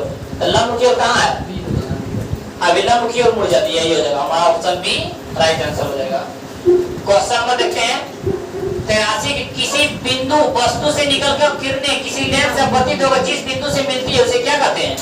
किसी बिंदु वस्तु से निकलकर किसी लेंस से अपवर्तित होकर जिस बिंदु से मिलती है उसे कहते हैं फोकस। उसे क्या कहते हैं? फोकस। ये क्या था अभी जो हम लोग पा रहे थे? ये मान लीजिए अच्छी है, ये यहाँ से मान लीजिए यहाँ सी है, यहाँ पी है, यहाँ सी है, यहाँ एफ है, यहाँ भी एफ है।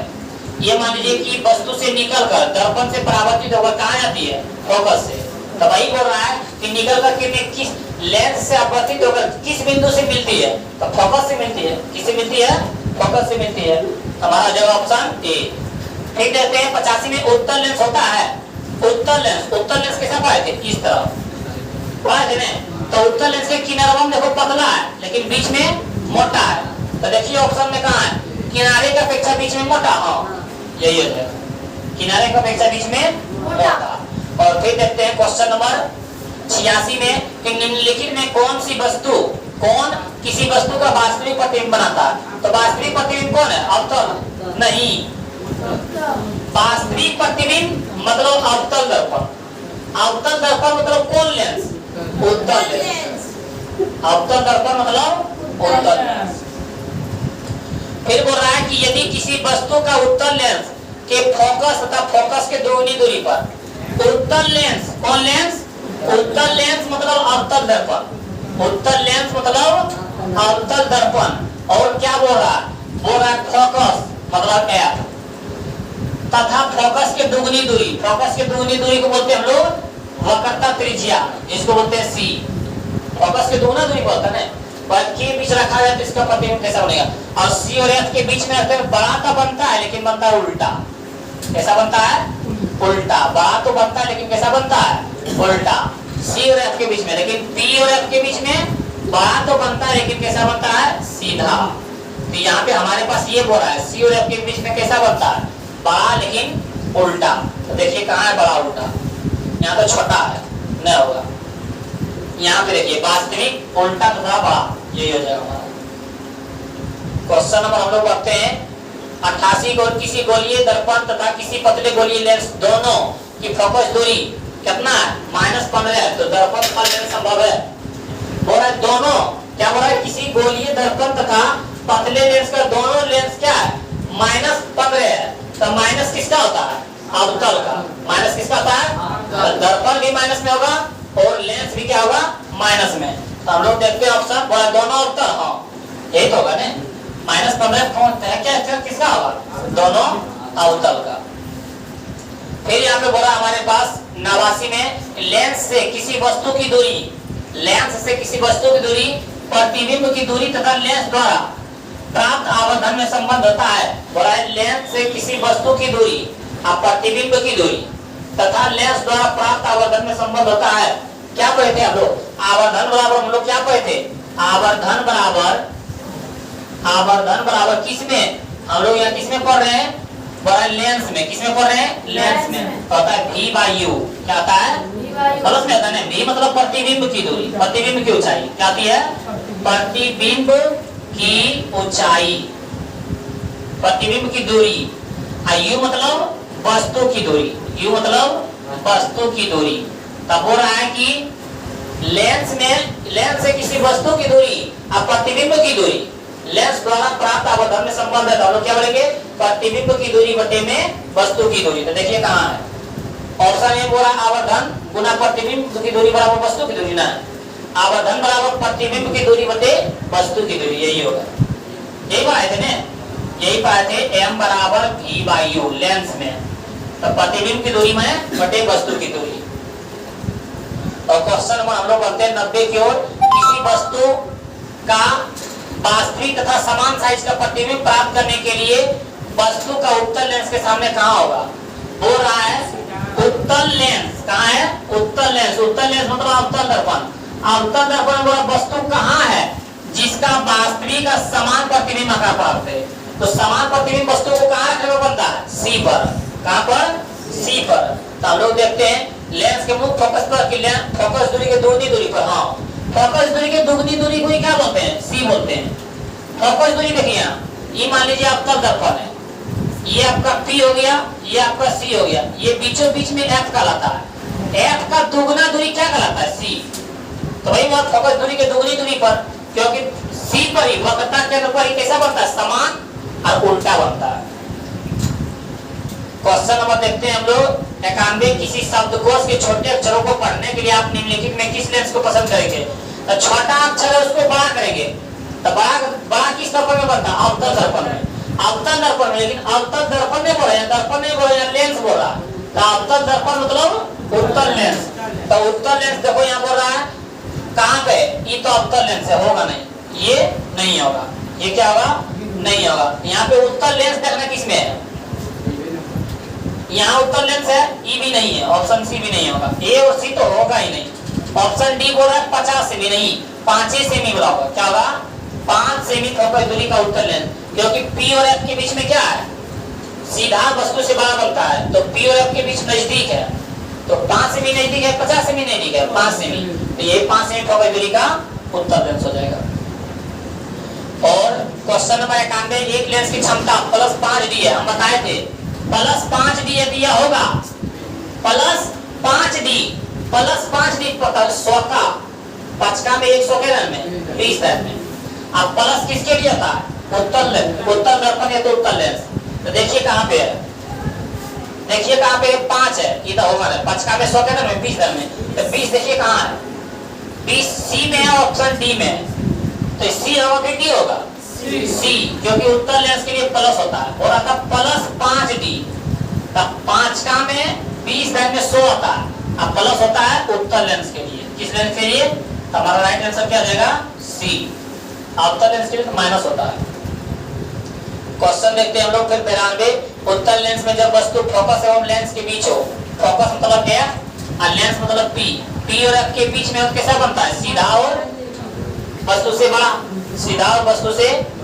तो ऑप्शन ए में बोल रहा है काल्पनिक को उल्टाना है, काल्पनिक को सीधा, हाँ ये होगा ना, सीधे बनता है, काल्पनिक मतलब भी सीधा होता है, सीधा मतलब भी सीधा। और फिर बोला 93 में एक उत्तल लेंस से 40 सेमी की दूरी पर एक वस्तु रखी है। कितनी दूरी पर? 40 सेमी पर एक वस्तु रखी है। लेंस की उतनी ही दूरी पर वास्तविक प्रतिबिंब बनता है, तो लेंस की फोकस दूरी होगा। तब बोल रहा है कि समझना है, बोल रहा है कि उत्तल लेंस मतलब अवतल दर्पण, उत्तल लेंस मतलब अवतल दर्पण 40 सेमी पर एक वस्तु रखल है। कितना सेमी पर? 40 सेमी पर एक वस्तु रखल है। और बोल रहा है कि दूरी पर वस्तु रखी है, लेंस की उतनी ही दूरी पर वास्तविक प्रतिबिंब बनता है और इतने दूरी पर प्रतिबिंब बनता है। तो जहां पर वस्तु है वहीं पर प्रतिबिंब बनता है, क्या कहलाता है? C पर वस्तु है, C पर प्रतिबिंब बनता है। तब बोला इसकी फोकस दूरी क्या होगी? तब फोकस दूरी C का आधा होता है ना, C का क्या होता है? आधा। तो C का आधा 40, 40 का आधा 20। यहाँ से यहाँ दूरी का रहता है बड़ी यार, ये क्या है? इसकी आधी होती है ना, इसका जाएगा 20, क्या जाएगा? 20 तो जाएगा 40 की 20 की 80 की 10 20, हमारा राइट आंसर हो जाएगा बी। क्वेश्चन नंबर 3 देखते हैं 94 में कि एक गोलीय दर्पण और एक पतले लेंस में प्रत्येक की फोकस दूरी 20 सेमी है। प्रत्येक की फोकस दूरी कितना है? +20 सेमी। तब प्लस होता है उत्तल दर्पण या उत्तल लेंस के लिए। किससे होता है? उत्तल दर्पण या उत्तल लेंस के लिए। तो बोला दोनों ही अवतल ना, बोला दर्पण अवतल परंतु लेंस उत्तल ना, दोनों क्या होगा? उत्तल, दोनों ही क्या होगा? उत्तल। हमारा ऑप्शन हो जाएगा सी। क्वेश्चन देखते हैं फिर एक अवतल लेंस की फोकस दूरी 20 सेमी, इसकी क्षमता, तो इसकी क्षमता क्या होगा? अवतल बोल रहा है, अवतल के लिए माइनस, अवतल के लिए माइनस। अब 20 का में 100 के रन में 5 है, अब -5D देखो कहाँ है? -5 डाई अवतल देखो कहाँ है? -5 है तो ऑप्शन सी में है। कहाँ पे है?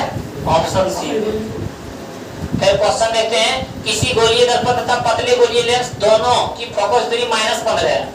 -15 तो माइनस किसके लिए? अवतल के लिए। तो बोला दर्पण तथा लेंस संभव गोलीय लेंस दोनों की फोकस दूरी होगी तो क्या होगा? बोल रहा है दोनों अवतल होगा। दोनों क्या होगा? अवतल होगा। माइनस बोल दे तो अवतल। 97 वाला स्नेल के नियम गणित रूप से कौन होता है?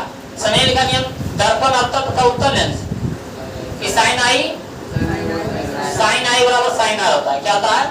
साइन आई बराबर साइन आर। साइन आई बराबर क्या हम यहाँ लिख देते हैं, स्नेल के नियम के लेता है साइन आई बराबर साइन आर। म्यू बराबर साइन आई बटे साइन आर होता है। क्या आता है स्नेल के नियम बराबर में? म्यू बराबर साइन आई बटे साइन आर। ये जहां भी ऑप्शन होगा वही होगा हमारा राइट आंसर। और 98 बोला कि पानी में डूबे एक लेंस उत्तल लेंस की फोकस दूरी हवा में इसकी फोकस दूरी की अपेक्षा क्या होती है? तो कम होती है। क्या होती है? कम होती है। बोला पानी में डूबे एक उत्तल लेंस की फोकस दूरी हवा में इसकी फोकस दूरी क्या होती है? कम होती है। क्या हो जाएगा ऑप्शन हमारा? ऑप्शन अधिक की कम की अपवर्तित क्या होती है? इनमें कोई नहीं, अपवर्तित रहती है। हमारा राइट आंसर हो जाएगा सी, अपवर्तित। यहीं तक आपका क्या था? लास्ट क्वेश्चन था। आप लोग बताइए कि ये क्वेश्चन, ये वीडियो आप लोगों को कैसा लगा? और आप लोगों को लगा तो एक बार अपने दोस्तों के पास शेयर जरूर करेंगे। बहुत ही मेहनत लगता है इसे वीडियो बनाने में। धन्यवाद।